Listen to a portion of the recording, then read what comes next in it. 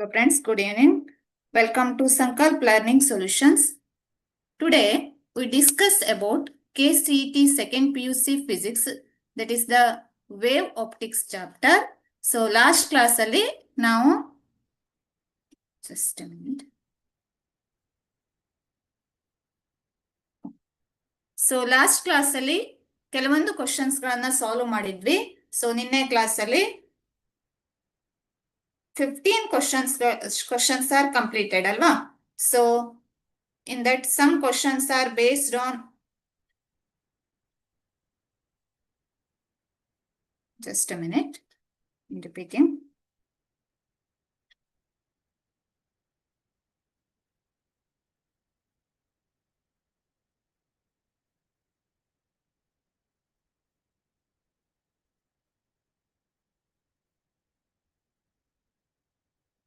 Okay, sorry for the disturbance. So, okay. So in yesterday's class, we have discussed about 15 questions. 15 questions ಗಳು complete ಆಗಿದ್ವು. So the questions are based on ಯಾವುದ್ರ ಮೇಲೆ ಇತ್ತು? Main ಆಗಿ interference of light. So ಹಾಗೆ wave front based questions ಗಳಾಗಿದ್ವು ಅಲ್ವಾ? So ನಿನ್ನೆ class ಅಲ್ಲಿ ನಾವು ವೇವ್ ಫ್ರಂಟ್ ಅಂದ್ರೆ ಏನು, ಹೈಸನ್ಸ್ ವೇವ್ ಥಿಯರಿ, ಸೊ ಹಾಗೆ ಇಂಟರ್ಫರೆನ್ಸ್ ಮೇಲೆ ಕ್ವಶನ್ಸ್ ಗಳನ್ನ ಕವರ್ ಮಾಡಿದ್ವಿ. Today we discuss about 2 more topics in this chapter, that is the diffraction and polarizations. So questions are based on diffraction and polarization. Okay, wave optics ಅಲ್ಲಿ main ಆಗಿ ನಾವು 3 process ಗಳನ್ನ study ಮಾಡ್ತೇವೆ. First one interference, then diffraction and polarization. Okay, so ಸ್ವಲ್ಪ questions ಗಳು ಏನ್ ಮಾಡುವ ನಾವು, ಸೊ ಡಿಫ್ರಾಕ್ಷನ್ ಮತ್ತೆ ಪೊಲರೈಸೇಷನ್ ಮೇಲೆ ಕೆಲವೊಂದು ಕ್ವಶನ್ಸ್ ಗಳು ಕವರ್ ಮಾಡೋಣ. ಓಕೆ, ಸೊ 16th ಕ್ವಶನ್, 15 ನಿನ್ನೆ ಕಂಪ್ಲೀಟ್ ಆಗಿದ್ದು. Both light and sound waves produce diffraction. Okay, it is more difficult to observe the diffraction with light waves because, okay, so question ಏನಿದೆ, both light and sound waves produce diffraction ಅಂತ ಬರ್ತಾ ಇದೆ ಅಲ್ವಾ? So ಏನಾಗ್ತಾ ಇದೆ, sound ಮತ್ತೆ diffraction process ಅಂತ ಬಂತು ಇಲ್ಲಿ. ವಾಟ್ ಈಸ್ ಡಿಫ್ರಾಕ್ಷನ್ ಹಾಗಾದ್ರೆ? ಸೊ ಡಿಫ್ರಾಕ್ಷನ್ ಅಂದ್ರೆ ಏನು ಅಂತ ನೋಡಿದ್ರೆ, so both light and sound waves produce diffraction. What is diffraction? Diffraction ಅನ್ನ ನಾವು ಹೇಗೆ ಡಿಫೈನ್ ಮಾಡಬಹುದು? ಸೊ ಡಿಫ್ರಾಕ್ಷನ್ ಅನ್ನ ಹೇಗೆ ಡಿಫೈನ್ ಮಾಡಬಹುದು ಅಥವಾ ಹೇಗೆ ತೋರಿಸಬಹುದು ಅಂದ್ರೆ, this is diffraction. So diffraction is the slight bending of light. So ಏನಾಗತ್ತೆ, ಲೈಟ್ ಬೆಂಡ್ ಆಗತ್ತೆ around the edge of an object. So when a light passes through an object, ಒಂದು ಆಬ್ಜೆಕ್ಟ್ ಮೂಲಕ ಅಥವಾ ಒಂದು ಗ್ಯಾಪ್ ಅಲ್ಲಿ ಪಾಸ್ ಆದಾಗ light ಏನಾಗತ್ತೆ, bend ಆಗತ್ತೆ. ಆಕ್ಚುಲಿ ಲೈಟ್ ಏನಾಗಬೇಕು, ಸ್ಟ್ರೇಟ್ ಲೈನ್ ಪಾತ್ ಅನ್ನ ಫಾಲೋ ಮಾಡಬೇಕು. ಬಟ್ ಏನಾಗತ್ತೆ, ಈ ರೀತಿ ಸೈಡ್ಗೆ ಶ್ಯಾಡೋ ರೀಜನ್ ಗೆ ಅದು ಏನಾಗತ್ತೆ, ಲೈಟ್ ಪಾರ್ಟಿಕಲ್ಸ್ ಅಥವಾ ಲೈಟ್ ಏನಾಗತ್ತೆ, ಬೆಂಡ್ ಆಗತ್ತೆ. So this process is known as the bending of light around the edges. So the bending of light waves around the edges or corners of the obstacles is known as, ಅದನ್ನ ಈ process ಅನ್ನ ನಾವೇನಂತ ಕರೀತೇವೆ, diffraction ಅಂತ ಕರೀತೇವೆ. So this diffraction is possible. ಎಲ್ಲಿ possible ಇದೆ diffraction? ಎಲ್ಲ ಕೇಸ್ಗಳಲ್ಲಿ ಪಾಸಿಬಲ್ ಇದೆ. ಅಂದ್ರೆ ದಟ್ ಮೀನ್ಸ್ ಎಲ್ಲ case means in case of light waves ಇರಬಹುದು, ಲೈಟ್ ವೇವ್ಸ್ ಅಲ್ಲಿ ಡಿಫ್ರಾಕ್ಷನ್ ಆಗತ್ತೆ. So in case of sound waves ಇರಬಹುದು, ಸೊ ಅಲ್ಲೂ ಕೂಡ ಡಿಫ್ರಾಕ್ಷನ್ ಆಗತ್ತೆ. In case of water waves ಇರಬಹುದು, or in case of matter waves ಇರಬಹುದು. Matter waves means the waves associated with the material particles, that is called the material. So water waves, water ಅಲ್ಲಿ ಇರುವಂತ waves, sound waves ಮತ್ತೆ light waves. So ಇಲ್ಲೆಲ್ಲ diffraction process ಆಗತ್ತೆ. But ಆದ್ರೆ diffraction ಅನ್ನ ನಾವು ಎಲ್ಲಿ ಅಬ್ಸರ್ವ್ ಮಾಡಬಹುದು ಅಂದ್ರೆ ಸೌಂಡ್ ವೇವ್ಸ್ ಅಲ್ಲಿ ಅಂತ ಹೇಳ್ತಾ ಇದ್ದಾರೆ. ಯಾಕೆ ಅಂತ ಹೇಳ್ತೇನೆ. ಸೊ ಫಸ್ಟ್ ಆಫ್ ಆಲ್ ಇಲ್ಲಿ ಡಿಫ್ರಾಕ್ಷನ್ ಅನ್ನೋದು ಹೇಗಿರುತ್ತೆ, ಡಿಫ್ರಾಕ್ಷನ್ ಅನ್ನ ನಾವು ಹೇಗೆ ಹೇಳ್ಬಹುದು? What is diffraction? When a light passes through this gap. So here there is a gap, ಒಂದು ಹೋಲ್ ಇದೆ ಅಂತ ಇಟ್ಕೊಳ್ಳಿ, ಚಿಕ್ಕದೊಂದು ಗ್ಯಾಪ್ ಇದೆ ಅಥವಾ ಹೋಲ್ ಇದೆ ಅಂದಾಗ ಅಲ್ಲಿಂದ ಲೈಟ್ ಪಾಸ್ ಆದಾಗ ಲೈಟ್ ಏನಾಗ್ಬೇಕು, ಸ್ಟ್ರೇಟ್ ಲೈನ್ ಪಾತ್ ಅನ್ನ ಫಾಲೋ ಮಾಡಬೇಕು ಅಲ್ವಾ. ವೇವ್ಸ್ ಇನ್ ಸ್ಟ್ರೇಟ್ ಲೈನ್ ಪಾತ್ ಹೀಗೆ ಮೂವ್ ಆಗ್ಬೇಕಿತ್ತು. ಬಟ್ ಆದ್ರೆ ಏನಾಗುತ್ತೆ, ಈ ಎಡ್ಜಸ್ ಅಲ್ಲಿ ಕೂಡ ಸ್ವಲ್ಪ ಪ್ರಮಾಣದ ಬೆಳಕು ಕಾಣಿಸುತ್ತೆ ನಮ್ಗೆ. ಸೊ ಅಂದ್ರೆ ಬೆಂಡಿಂಗ್ ಆಫ್ ಲೈಟ್ ಆಗಿದೆ ಅಂತ ಆಯ್ತು. ಎಲ್ಲಿಗೆ? ಈ ಶ್ಯಾಡೋ ರೀಜನ್ಗೆ. ಆಕ್ಚುಲಿ ಇದು ಶ್ಯಾಡೋ ರೀಜನ್. ಸೊ ಇಲ್ಲಿ ಏನಾಗುತ್ತೆ, ಲೈಟ್ ಬೆಂಡ್ ಆಗತ್ತೆ. ಸೊ ಈ ಪ್ರೊಸೆಸ್ ಅನ್ನ ನಾವು ಡಿಫ್ರಾಕ್ಷನ್ ಅಂತ ಕರಿತೇವೆ. ಸೊ ಈಗ ಫಾರ್ ಎಕ್ಸಾಂಪಲ್ ಸೌಂಡ್ ವೇವ್ಸ್ ಅಲ್ಲಿ ತಗೊಂಡ್ರೆ, ಇದು ಲೈಟ್ ವೇವ್ಸ್ ಇನ example. In case of sound waves ಅಲ್ಲಿ ಸೌಂಡ್ ಏನಾಗ್ಬೇಕಿತ್ತು, ಹೀಗೆ ಹೋಗ್ಬೇಕಿತ್ತು ಆಯ್ತಾ. ಬಟ್ ಆದ್ರೆ due to bending, due to diffraction, ಇಲ್ಲಿದ್ದವರಿಗೂ ಕೇಳಿಸುತ್ತೆ, ಇಲ್ಲಿರೋವರಿಗೂ ಕೇಳಿಸುತ್ತೆ. ಅಂದ್ರೆ due to diffraction process. Okay, so ಇದು ಡಿಫ್ರಾಕ್ಷನ್. ಬಟ್ ಈ ಡಿಫ್ರಾಕ್ಷನ್ ಅಲ್ಲಿ ಒಂದು ಕಂಡೀಷನ್ ಇದೆ. ಕೆಲವೊಂದ್ಸರಿ ನಮ್ಗೆ ಡೇ ಟು ಡೇ ಲೈಫ್ ಅಲ್ಲಿ ಈ ಡಿಫ್ರಾಕ್ಷನ್ ಒಬ್ಸರ್ವೇಬಲ್ ಅಲ್ಲ. ಯಾಕೆ ಅಂದ್ರೆ the bending of light, so ಎಷ್ಟು ಬೆಂಡ್ ಆಗತ್ತೆ ಅನ್ನೋದು, the size of the bending ಇರ್ಬೋದು.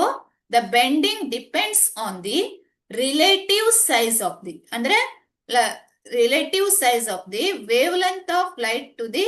ಸೊ ಯಾವ ವೇವ್ ಲೆಂತಿನ ಲೈಟ್ ಟ್ರಾವೆಲ್ ಆಗ್ತಾ ಇದೆ, ಆ ಗ್ಯಾಪ್ ಅಲ್ಲಿ ಟ್ರಾವೆಲ್ ಆಗ್ತಾ ಇದೆ, ಮತ್ತು so the size of the obstacle or size of the opening. So ಅವೆರಡು ಕಂಪ್ಯಾರೇಬಲ್ ಇದ್ರೆ, ಆಲ್ಮೋಸ್ಟ್ ಹತ್ರ ಇದ್ರೆ, ಕಂಪ್ಯಾರೇಬಲ್ ಅಂದ್ರೆ ನಿಯರ್ಲಿ ಈಕ್ವಲ್ ಇದ್ರೆ, ಆ ಕೇಸಲ್ಲಿ ನಾವು ಡಿಫ್ರಾಕ್ಷನ್ ಅನ್ನ ಒಬ್ಸರ್ವ್ ಮಾಡಬಹುದು. But some cases this size is very large compared to the wave length of light use. ಆವಾಗ ನಮ್ಗೆ ಏನಾಗೋದಿಲ್ಲ, ಡಿಫ್ರಾಕ್ಷನ್ ಪ್ರೊಸೆಸ್ ಪಾಸಿಬಲ್ ಆಗೋದಿಲ್ಲ. ಅಂದ್ರೆ ಪಾಸಿಬಲ್ ಅಂದ್ರೆ ಒಬ್ಸರ್ವೇಬಲ್ ಅಲ್ಲ ಅಂತ ಹೇಳ್ಬಹುದು ನಾವು. ಓಕೆ, ಸೊ ಈಗ ಕ್ವಶನ್ ಗೆ ಬಂದ್ರೆ, ಇಲ್ಲೇನಿದೆ question, both light and sound waves produce diffraction ಅಂತ ಇದೆ. It is more difficult to observe the diffraction with light waves. ಯಾಕೆ ಡಿಫ್ರಾಕ್ಷನ್ ಒಬ್ಸರ್ವೇಬಲ್ ಅಲ್ಲ ಅಂತ ತಗೊಂಡ್ರೆ ನಾವಿಲ್ಲಿ, ಸೊ ಹಿಯರ್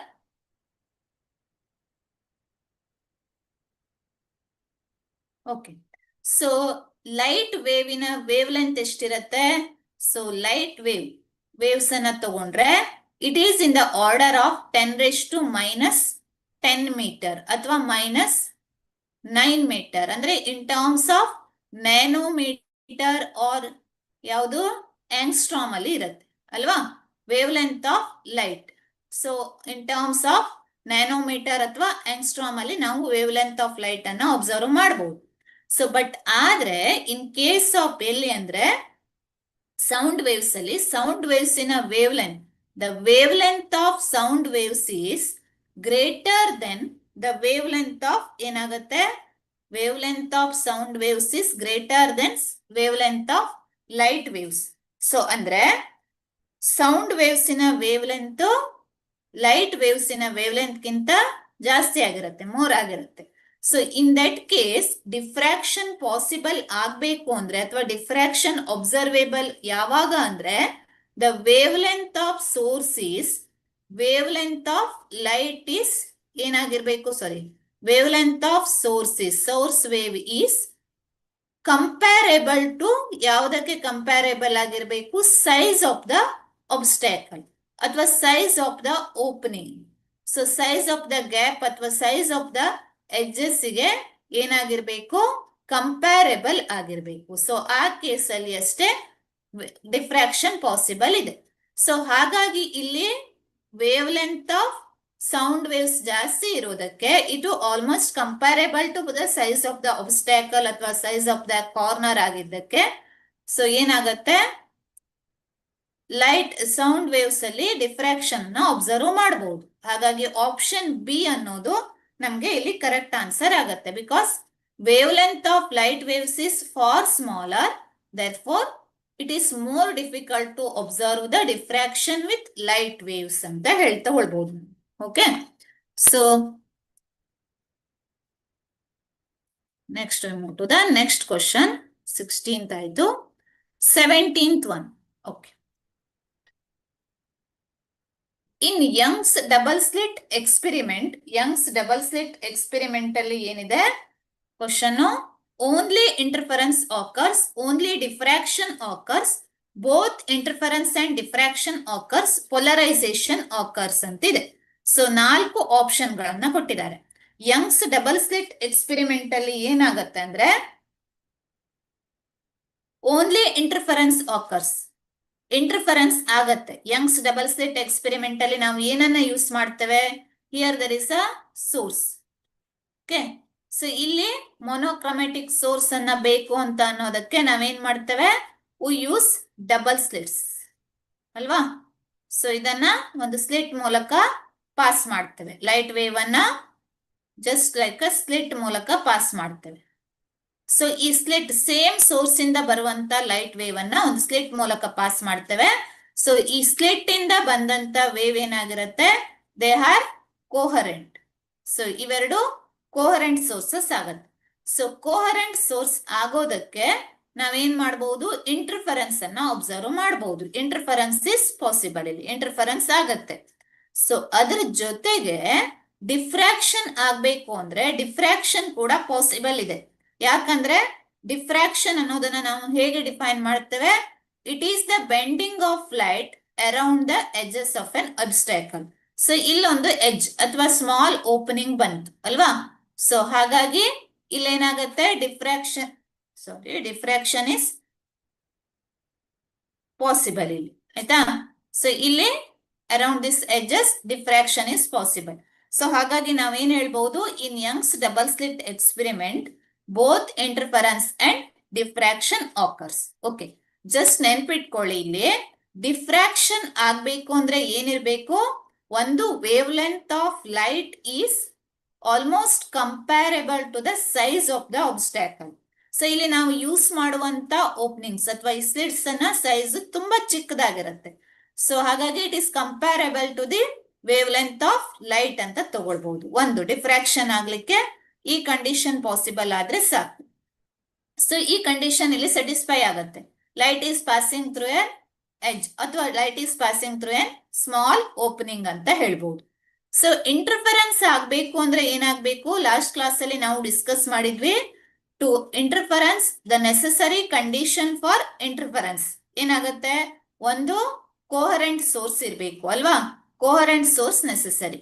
ಸೊ ಅದ್ರ ಜೊತೆಗೆ ಮೊನೋಕ್ರೊಮ್ಯಾಟಿಕ್ ಲೈಟ್ ಇರಬೇಕು, ಅಂದ್ರೆ ಸೇಮ್ ವೇವ್ ಲೆಂತ್ ಇರುವಂತ ಲೈಟ್ ಇರಬೇಕು. ಸೊ ಹಾಗಾಗಿ ಕೋಹರೆಂಟ್ ಸೋರ್ಸ್ ಅನ್ನೋದನ್ನ ಯಾವ್ದು ಕೊಡ್ತದೆ ಇಲ್ಲಿ? ಸೊ ಸಿಂಗಲ್ ಸೋರ್ಸ್ ಇಂದ ನಾವು ಸೇಮ್ ಸೋರ್ಸ್ ಇಂದ ಲೈಟ್ ವೇವ್ಸ್ ಅನ್ನ ಒಬ್ಟೈನ್ ಮಾಡ್ತಾ ಇದ್ದೇವೆ. ಸೊ ಹಾಗಾಗಿ the light emerging or light coming out from the slit S1 and slit S2, they act as a coherent sources. So coherent sources ಆಗಿ act ಆಗತ್ತೆ. ಇನ್ನೊಂದು ಮೋನೋಕ್ರೊಮ್ಯಾಟಿಕ್ ಲೈಟ್ ಆಗಿರ್ಬೇಕು. So ಮೋನೋಕ್ರೊಮ್ಯಾಟಿಕ್ light ಅಂದ್ರೆ so ಇಲ್ಲಿ ಏನಾಗತ್ತೆ? The light is from the same source. So ಹಾಗಾಗಿ ಇಲ್ಲಿ ನಾವು ಯೂಸ್ ಮಾಡುವಂತದ್ದು ಮೊನೋಕ್ರೊಮ್ಯಾಟಿಕ್ ಲೈಟ್ ಆಗಿರುತ್ತೆ. ಸೊ ಹಾಗಾಗಿ ಇನ್ Young's double slit experiment both interference and diffraction occurs, but polarization is not possible here. Okay, so option C is the correct answer. Okay, next we move to the next question. In the 18th one. Okay, so idu already ನಾವು ಡಿಸ್ಕಸ್ ಮಾಡುವಂತದ್ದು. Light travels in a straight line. ನಮ್ಗೆ ಏನ್ ಕಾಣಿಸುತ್ತೆ? Light straight line path ಅನ್ನ follow ಆದಾಗೆ ಅನ್ಸುತ್ತೆ. ಯಾಕೆ? It is not absorbed by atmosphere. Its velocity is very high. Diffraction effect is negligible due to interference. So ಇಲ್ಲಿ ಲೈಟ್ ಏನ್ ಅನ್ಸುತ್ತೆ ನಮ್ಗೆ? Actually it is in a wave form, ಅಥವಾ ಹೀಗಿದೆ ಲೈಟ್ ವೇವ್ ಫಾರ್ಮ್ ಅಲ್ಲಿ ಮೂವ್ ಆಗ್ಬೇಕು. But ಏನ್ ಅನ್ಸುತ್ತೆ ನಮ್ಗೆ? Light travels in a straight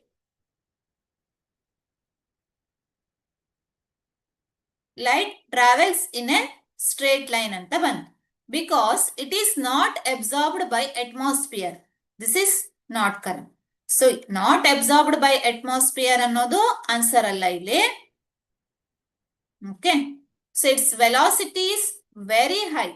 Idu kuda enu related alla. Velocity high haudu, light in a velocity high haudu, but adre so this is also not the correct answer. Due to interference ಅನ್ನೋದು ಕೂಡ correct answer ಅಲ್ಲ. So only correct answer is diffraction effect is negligible. So ಯಾಕೆ ಇದನ್ನ consider ಮಾಡ್ತೇವೆ ಅಂದ್ರೆ, so due to diffraction, actually diffraction ಆಗುವಾಗ ಏನಾಗಬೇಕು, suppose there is a light wave. So light wave ಹೀಗೆ ಮೂವ್ ಆಗ್ತಾ ಇದೆ. ಸೊ ಹೀಗೆ ಮೂವ್ ಆಗುವಾಗ there is a small opening or small edge ಅಥವಾ ಒಬ್ಸ್ಟ್ಯಾಕಲ್ ಇದೆ ಅಂತ ತಗೊಂಡಾಗ, ಸೊ ಇಲ್ಲೇನಾಗತ್ತೆ, ಲೈಟ್ ವೇವ್ ಈ ಕಡೆ ಬೆಂಡ್ ಆಗ್ಬೇಕು ಅಲ್ವಾ. ಸೊ ಹೀಗೆ ಬೆಂಡ್ ಆಗ್ಬೇಕು. ಬಟ್ ಆದ್ರೆ ಇದು ಒಬ್ಸರ್ವೇಬಲ್ ಅಲ್ಲ. ನಮಗೇನ್ ಕಾಣಿಸುತ್ತೆ, ಲೈಟ್ ವೇವ್ಸ್ ಹೀಗೆ ಮೂವ್ ಆದಾಗೆ ಕಾಣಿಸುತ್ತೆ. ಯಾಕೆ ಹಾಗೆ ಕಾಣಿಸುತ್ತೆ ಅಂದ್ರೆ, diffraction effect is negligible. Diffraction process ಆಗತ್ತೆ ಆಕ್ಚುಲಿ, ಬಟ್ ಡಿಫ್ರಾಕ್ಷನ್ ಪ್ರೊಸೆಸ್ ಒಬ್ಸರ್ವೇಬಲ್ ಯಾವಾಗ ಆಗತ್ತೆ, when the wavelength of light used is almost nearly equal to, comparable to the size of the obstacle ಆದಾಗ.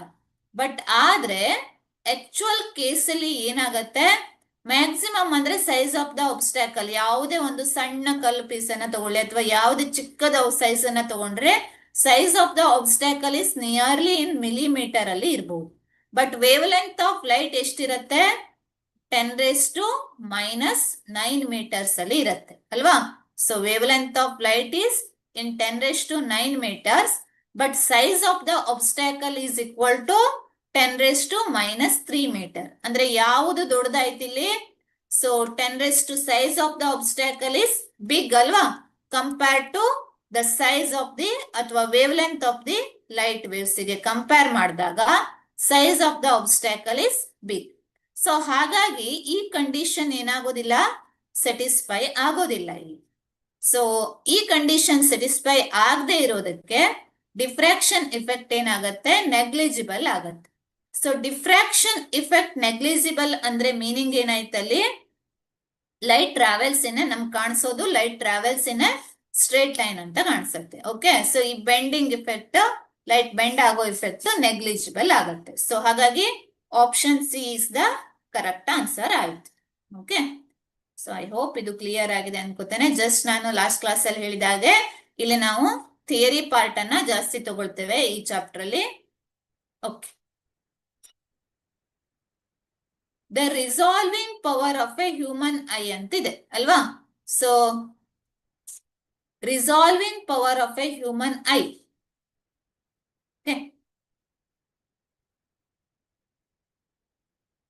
ರಿಸಾಲ್ವಿಂಗ್ ಹ್ಯೂಮನ್ ಐ ಅನ್ನೋದು again ಒಂದು optical instrument ಇದ್ದ ಹಾಗೆ ಇಲ್ಲಿ. So human ಐನ ರಿಸಾಲ್ವಿಂಗ್ ಪವರ್ ಎಷ್ಟು ಅಂತ, ಯಾವುದೇ ಆಪ್ಟಿಕಲ್ ಇನ್ಸ್ಟ್ರೂಮೆಂಟ್ ಇದ್ರೆ ಸೊ ಅದಕ್ಕೆ ಏನ್ ಪವರ್ ಇರುತ್ತೆ, ರಿಸಾಲ್ವಿಂಗ್ ಪವರ್ ಇರುತ್ತೆ. So what is resolving power? Resolving power ಅಂತ ನಾವು ಯಾವುದಕ್ಕೆ ಹೇಳ್ಬಹುದು ಅಂದ್ರೆ, it is ability to distinguish to separate between two separate points. Here there are 2 points, 2 points ಇದೆ ಅಂತ ಇಟ್ಕೊಳ್ಳಿ ಹೀಗೆ. ಸೊ ಇದು ಸಪರೇಟ್ ಆಗಿ ಯಾವಾಗ ಕಾಣಿಸುತ್ತೆ ನಮ್ಗೆ, ಇವೆರಡು ಪಾಯಿಂಟ್ಸ್ ಸಪರೇಟ್ ಆಗಿದೆಯೋ ಸೇರಿದೆಯೋ ಅನ್ನೋದು ನಮ್ಮ ಐ ಏನ್ ಮಾಡ್ಬೇಕು, ಅದನ್ನ ಫೈಂಡ್ ಔಟ್ ಮಾಡ್ಬೇಕು ಅಲ್ವಾ. ಸೊ ನಮ್ಮ ಕಣ್ಣಿಗೆ ಎಬಿಲಿಟಿ ಇರಬೇಕು, ಇದನ್ನ ಸಪರೇಟ್ ಮಾಡುವಂತ ಎಬಿಲಿಟಿ ಇರಬೇಕು. So resolving power of human I. So ಹಾಗಾಗಿ ನಾವು ರಿಸಾಲ್ವಿಂಗ್ ಪವರ್ ಅನ್ನ ಡಿಫೈನ್ ಮಾಡಬೇಕು ಅಂದ್ರೆ, it is the ability, okay, it is the ability to distinguish between 2 points. It is the ability to distinguish between, ಅಂದ್ರೆ separate ಆಗಿ ಕಾಣುವ ಹಾಗೆ ಮಾಡೋದು. So distinguish between 2 points. Okay, so distinguish between 2 separate points. Okay, so ಇಲ್ಲಿ human ಐಗೆ normal ಅಂದ್ರೆ normal ಐಗೆ ಯಾವುದೇ defects ಇಲ್ಲದೆ ಇರುವಂತ ಐಗೆ, ಹ್ಯೂಮನ್ ಐಗೆ ರಿಸಾಲ್ವಿಂಗ್ ಪವರ್ ಎಷ್ಟಿದೆ ಅಂತ ಕ್ವಶನ್ ಕೇಳ್ತಾ ಇದ್ದಾರೆ ಅವರು.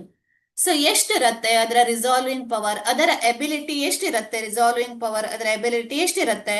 ಜನರಲಿ ನಾವು ಆಂಗ್ಯುಲರ್ ಡಿಸ್ಪರ್ಷನ್ ಅಲ್ಲಿ ಹೇಳ್ತೇವೆ ಅಥವಾ angular separation. So in terms of angular separation ಅಲ್ಲಿ ಇದನ್ನ ಹೇಳ್ತೇವೆ. ಸೊ ಈಗ ಫಾರ್ ಎಕ್ಸಾಂಪಲ್, ಈಗ 2 ಪಾಯಿಂಟ್ಸ್ ತುಂಬಾ ಹತ್ರದಲ್ಲಿದೆ, ಒಂದಕ್ಕೊಂದು ಹೀಗೆ ಹೀಗೆ ತುಂಬಾ ಹತ್ರದಲ್ಲಿದೆ. ಸೊ ಆವಾಗ ಏನಾಗತ್ತೆ, ನಮ್ಗೆ ಅದರ ಸಪರೇಷನ್ ಆಗಿದೆ ಅಂತ ಕಾಣಿಸೋದಿಲ್ಲ. ಬಟ್ ಆದ್ರೆ ಅದನ್ನೇ ನಾವು ಮೈಕ್ರೋಸ್ಕೋಪ್ ಅಲ್ಲಿ ನೋಡಿದ್ರೆ ಇದು ಸಪರೇಟ್ ಆಗಿದೆ. ನೀವು ಬಯಾಲಜಿಯಲ್ಲಿ ನೋಡ್ತೀರಿ, ತುಂಬಾ ಚಿಕ್ಕ ವಸ್ತುಗಳನ್ನ ಒಬ್ಸರ್ವ್ ಮಾಡ್ಲಿಕ್ಕೆ ಯೂಸ್ ಮಾಡ್ತೇವೆ ಅಲ್ವಾ. ಸೊ ಮೈಕ್ರೋಸ್ಕೋಪ್ ಯೂಸ್ ಮಾಡೋದು ಅದಕ್ಕೆ. ಸೊ ಅದರ ರಿಸಾಲ್ವಿಂಗ್ ಪವರ್ ಜಾಸ್ತಿ ಇರುತ್ತೆ, ಅಥವಾ ರಿಸಾಲ್ವಿಂಗ್ ಪವರ್ ಆಫ್ ಟೆಲಿಸ್ಕೋಪ್ ಅಥವಾ ರಿಸಾಲ್ವಿಂಗ್ ಪವರ್ ಆಫ್ ಮೈಕ್ರೋಸ್ಕೋಪ್ ತಗೊಂಡ್ರೆ ಹ್ಯೂಮನ್ ಐಕ್ಕಿಂತ ಜಾಸ್ತಿ ಇರುತ್ತೆ. ಸೊ ಅದು ಇನ್ನೂ ಚಿಕ್ಕ ಆಬ್ಜೆಕ್ಟ್ಸ್ ಅನ್ನ ಕೂಡ ರಿಸಾಲ್ವ್ ಮಾಡಿ ನೋಡ್ಬೋದು. ಬಟ್ ಹ್ಯೂಮನ್ ಐಗೆ ಇದಕ್ಕೊಂದು ಎಬಿಲಿಟಿ ಇದೆ. ಸಪೋಸ್ ನಮ್ಮ ಕಣ್ಣಿಂದ ಲೀಸ್ಟ್ ಡಿಸ್ಟಿಂಕ್ಟ್ ವಿಷನ್ಗೆ ಇಟ್ರೆ, ನಮ್ಮ ಆಬ್ಜೆಕ್ಟ್ ಅನ್ನ ಲೀಸ್ಟ್ ಡಿಸ್ಟಿಂಕ್ಟ್ ವಿಷನ್ಗೆ ಇಟ್ರೆ ಇದರ ರಿಸಾಲ್ವಿಂಗ್ ಪವರ್ ಅನ್ನ ನಾವು ಹೇಗೆ ಎಕ್ಸ್ಪ್ರೆಸ್ ಮಾಡ್ತೇವೆ ಅಂದ್ರೆ ಆಂಗ್ಯುಲರ್ ರಿಸಲ್ಯೂಷನ್ ಅಲ್ಲಿ ಎಕ್ಸ್ಪ್ರೆಸ್ ಮಾಡ್ತೇವೆ. So human eye, normal human eye has angular resolution. Resolving power ಎಷ್ಟಿದೆ ಅಂದ್ರೆ angular resolution of about, okay, so angular resolution of about 1 arc minute ಅಂತ ಹೇಳ್ತೇವೆ. It is equal to 1 arc minute. So 1 arc minute ಅಂದ್ರೆ 1/60 of minute. ಡಿಗ್ರಿಯನ್ನ 60 ಅಲ್ಲಿ ಹೇಳ್ತೇವಲ್ವಾ. So 1 ಡಿಗ್ರಿಗೆ 60 minutes ಆಗತ್ತೆ. 1/60 of a degree. So ಹೇಗೆ ಹೇಳ್ಬಹುದು, 1/60 ಆಫ್ ಎ ಡಿಗ್ರಿ. ಸೊ ಇದನ್ನ express ಹೇಗ್ ಮಾಡ್ತೇವೆ, 1 ಆರ್ಕ್ ಮಿನಿಟ್ ಅಲ್ಲಿ ಎಕ್ಸ್ಪ್ರೆಸ್ ಮಾಡ್ತೇವೆ. ಅಂದ್ರೆ so here the correct option is option A ಆಗತ್ತೆ. This is the correct option. Okay, 19th question ಗೆ option A is the correct one. So 1 arc minute ಅಂತ ಬರೀಬಹುದು. ಇಲ್ಲಿ ಆಕ್ಚುಲಿ ಕ್ವಶನ್ ಕೂಡ ಎಕ್ಸಾಕ್ಟ್ಲಿ ಸೇಮ್ ಇಲ್ಲ, ಇದು 0 ಅಂತ ತಗೊಂಡಿದ್ದಾರೆ. ಸೊ 10 ಆರ್ಕ್ ಮಿನಿಟ್, 5 ಆರ್ಕ್ ಮಿನಿಟ್, ಇದು ನಾಟ್ 0, ಆಕ್ಚುಲಿ ಇದು 1 ಡಿಗ್ರಿ ಅಂತ ಮೆನ್ಷನ್ ಮಾಡಬೇಕಿತ್ತು. ಸೊ 0 ಇಲ್ಲಿ ಬಂದಿದೆ. ಸೊ ಹಾಗಾಗಿ 4 ಆಪ್ಷನ್ ಗಳನ್ನ ಕೊಟ್ಟಿದ್ದಾರೆ. ಒಂದು 1 ಆರ್ಕ್ ಮಿನಿಟ್, ಇನ್ನೊಂದು 10 arc minute, 5 arc minute, and ಇದು ಮಿನಿಟ್ಸ್ ಅನ್ನ ಎಕ್ಸ್ಪ್ರೆಸ್ ಮಾಡೋದು. ಡಿಗ್ರಿಯನ್ನ ಈಗ ನಾವು ಫಾರ್ ಎಕ್ಸಾಂಪಲ್ 30 ಡಿಗ್ರಿ 10 ಮಿನಿಟ್ಸ್ ಅಂತ ಇದ್ರೆ ಹೇಗೆ ಬರೀತೇವೆ, ಹೀಗೆ ಬರೀತೇವಲ್ವಾ. 30 degree 10 minutes, okay. 42 degree 30 minutes ಹೀಗೆ ಬರೀತೇವೆ. 1 ಮಿನಿಟಿಗೆ 6 minute is equal to 0.1 degree ಆಗುತ್ತೆ. ಓಕೆ, ಅಂದ್ರೆ 0.1 ಡಿಗ್ರಿ ಆಗುತ್ತೆ. ಓಕೆ, ಸೊ ಇಲ್ಲಿ ಇದು ಡೈರೆಕ್ಟ್ ಕ್ವಶನ್. ಇಲ್ಲಿ resolving power of human eye ಎಷ್ಟಿದೆ ಅನ್ನೋದು ಡೈರೆಕ್ಟ್ ಕ್ವಶನ್. ಸೊ ಇದರ ಆನ್ಸರ್ ಎಷ್ಟಾಗತ್ತೆ, ಇಟ್ ಈಸ್ 1 ಆರ್ಕ್ ಮಿನಿಟ್ ಆಗುತ್ತೆ. ಸೊ 1 ಆರ್ಕ್ ಮಿನಿಟ್ ಅಂದ್ರೆ ಆಂಗ್ಯುಲರ್ ರಿಸಲ್ಯೂಷನ್. ಇದು ಏನು, ಯಾವುದ್ರಲ್ಲಿ ನಾವು ಆಂಗಲ್ ವೈಸ್ ಇದನ್ನ ನಾವು ಹೇಳ್ತಾ ಇದ್ದೇವೆ. Angular resolution of about 1 arc minute ಆಗುತ್ತೆ. ಸೊ ಇದು ರಿಸಾಲ್ವಿಂಗ್ ಪವರ್ ಆಯ್ತು. ಓಕೆ, ಸೊ ಇದೊಂದು ಡೈರೆಕ್ಟ್ ಕ್ವಶನ್. ಇಲ್ಲಿ ಯಾವುದೇ ಡಿರೈವೇಶನ್ಗಳಿಲ್ಲ, ಏನಿಲ್ಲ, ಡೈರೆಕ್ಟ್ ಆಗಿ ಹೇಳುವಂಥದ್ದು. ಓಕೆ, ಜಸ್ಟ್ ಇಲ್ಲಿ ಇಕ್ವೇಶನ್ ಅನ್ನ ನೋಡ್ಬೇಕು ನಾವು. Resolving power of a telescope increases with, already ನಾನು ಹೇಳಿದೆ ಇಲ್ಲಿ resolving power of a telescope ಏನಾಗತ್ತೆ ಅಂತ ನೋಡುವ. ಸೊ ರಿಸಾಲ್ವಿಂಗ್ ಪವರ್ ಆಫ್ ನಾವೇನ್ ತಗೊಂಡಿದ್ದೇವೆ ಇಲ್ಲಿ, ಹ್ಯೂಮನ್ ಐ ತಗೊಂಡಿದ್ದೇವೆ. ಹಾಗೆ ರಿಸಾಲ್ವಿಂಗ್ ಪವರ್ ಆಫ್ ಟೆಲಿಸ್ಕೋಪ್ ಅನ್ನ ಕನ್ಸಿಡರ್ ಮಾಡಬಹುದು. ಸೊ ರಿಸಾಲ್ವಿಂಗ್ ಪವರ್ ಅಂದ್ರೆ ನಾನು ಹೇಳಿದೆ, it is an ability of an instrument ಅಲ್ವಾ. So resolving power of any instrument ಅಂತ ತಗೊಂಡಾಗ it is an ability of an instrument to distinguish between 2 points clearly, where whose angular separation is less than an eye can above the okay. So resolving power of a telescope ಅಂತ ತಗೊಳ್ಳುವ. Okay, so resolving power ಅನ್ನು ನಾವು ಹೇಗೆ define ಮಾಡ್ತೇವೆ, it is an, already ಹಿಂದಿನ question ಅಲ್ಲಿ define ಮಾಡಿದಾಗೆ, it is an ability of an instrument. Resolving power of a telescope ಅಂತ ತಗೊಂಡ್ರೆ it is an ability of an instrument to distinguish between 2 points clearly. 2 points ಗಳಿದಾವೆ ಅಥವಾ 2 lines ಗಳಿದಾವೆ, ಇದು clear ಆಗಿ ಡಿಸ್ಟಿಂಗ್ವಿಶ್ ಆಗ್ಬೇಕು, ಕ್ಲಿಯರ್ ಆಗಿ ನಮಗೆ ಸಪರೇಟ್ ಆಗಿ ಕಾಣಬೇಕು.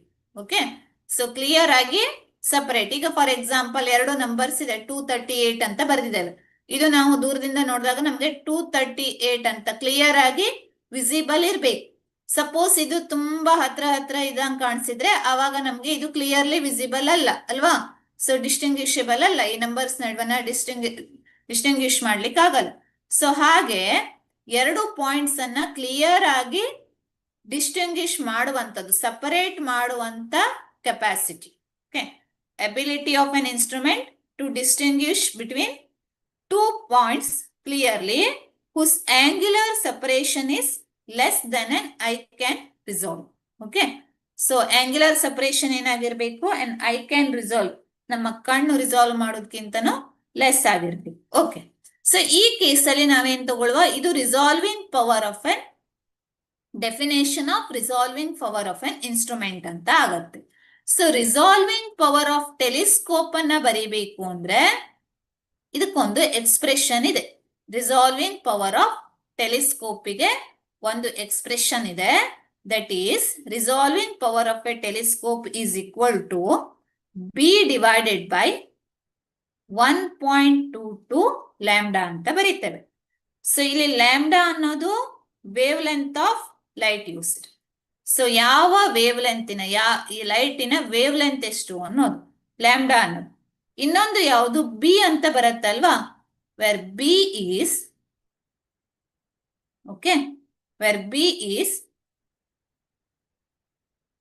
size of the objective lens aperture.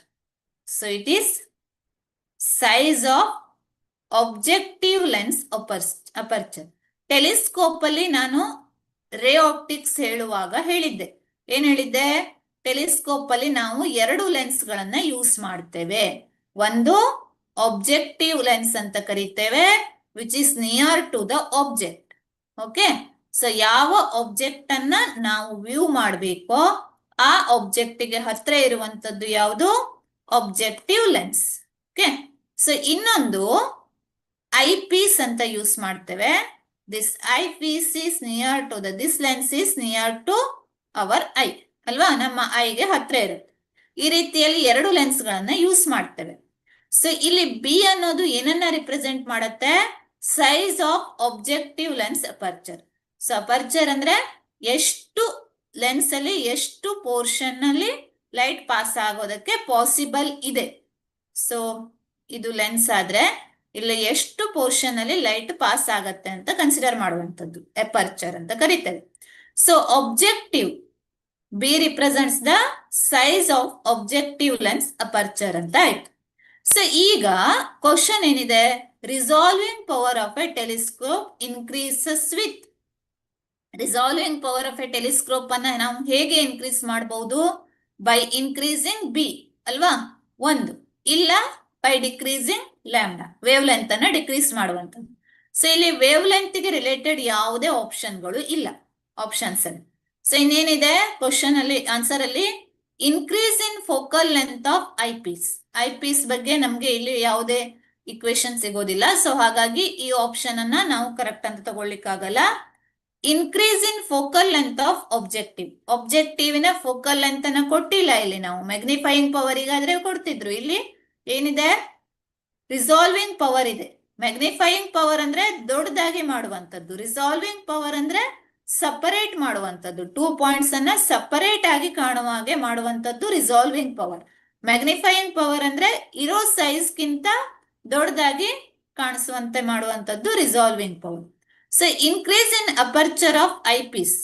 So aperture of eyepiece ಇಂದ ಯಾವುದೇ ಸೈಜ್ ಅಥವಾ ಸೈಜ್ ಆಫ್ ದ ಅಪರ್ಚರ್ ಅನ್ನ ಇಲ್ಲಿ ಯೂಸ್ ಮಾಡ್ತಾ ಇಲ್ಲ. ಸೊ ಹಾಗಾದ್ರೆ ಕರೆಕ್ಟ್ ಆಪ್ಷನ್ ಯಾವ್ದಾಯ್ತು, increase in aperture of objective. Okay, so increase in aperture of objective. So objective aperture ಅನ್ನ ಇನ್ಕ್ರೀಸ್ ಮಾಡಿದ್ರೆ ಬಿ ವ್ಯಾಲ್ಯೂ ಏನಾಯ್ತು, ಇನ್ಕ್ರೀಸ್ ಆಗತ್ತೆ. ಬಿ ವ್ಯಾಲ್ಯೂ ಇನ್ಕ್ರೀಸ್ ಆದ್ರೆ resolving power of telescope also increases, ಅದು ಕೂಡ increase ಆಗತ್ತೆ. Okay, so option D is the correct answer ಅಂತ ಆಯ್ತು. ಐ ಹೋಪ್ ಕ್ಲಿಯರ್ ಆಗಿದೆ ಅನ್ಕೋತೇನೆ. Next we move to the next slide. Okay, 21st question. This is about the polarization. In the case of linearly polarized light, the magnitude of the electric field vector is parallel to the direction of propagation. Sorry. So ಇಲ್ಲಿ ಏನ್ ಹೇಳ್ತಾರಂದ್ರೆ, in the case of linearly polarized light, the magnitude of the electric field vector ಹೇಗೆ change ಆಗುತ್ತೆ? Magnitude of the electric field vector 4 option ಅನ್ನ ಕೊಟ್ಟಿದ್ದಾರೆ. is parallel to the direction of propagation, does not change with time, increases linearly with the light time, varies periodically with the time. Okay. First of all, ಇಲ್ಲಿ ಇನ್ನೊಂದು process introduce ಆಯ್ತು, that is called the polarization ಅಲ್ವಾ? In the case of linearly polarized light ಅಂತ use ಮಾಡ್ತಾ ಇದ್ದಾರೆ.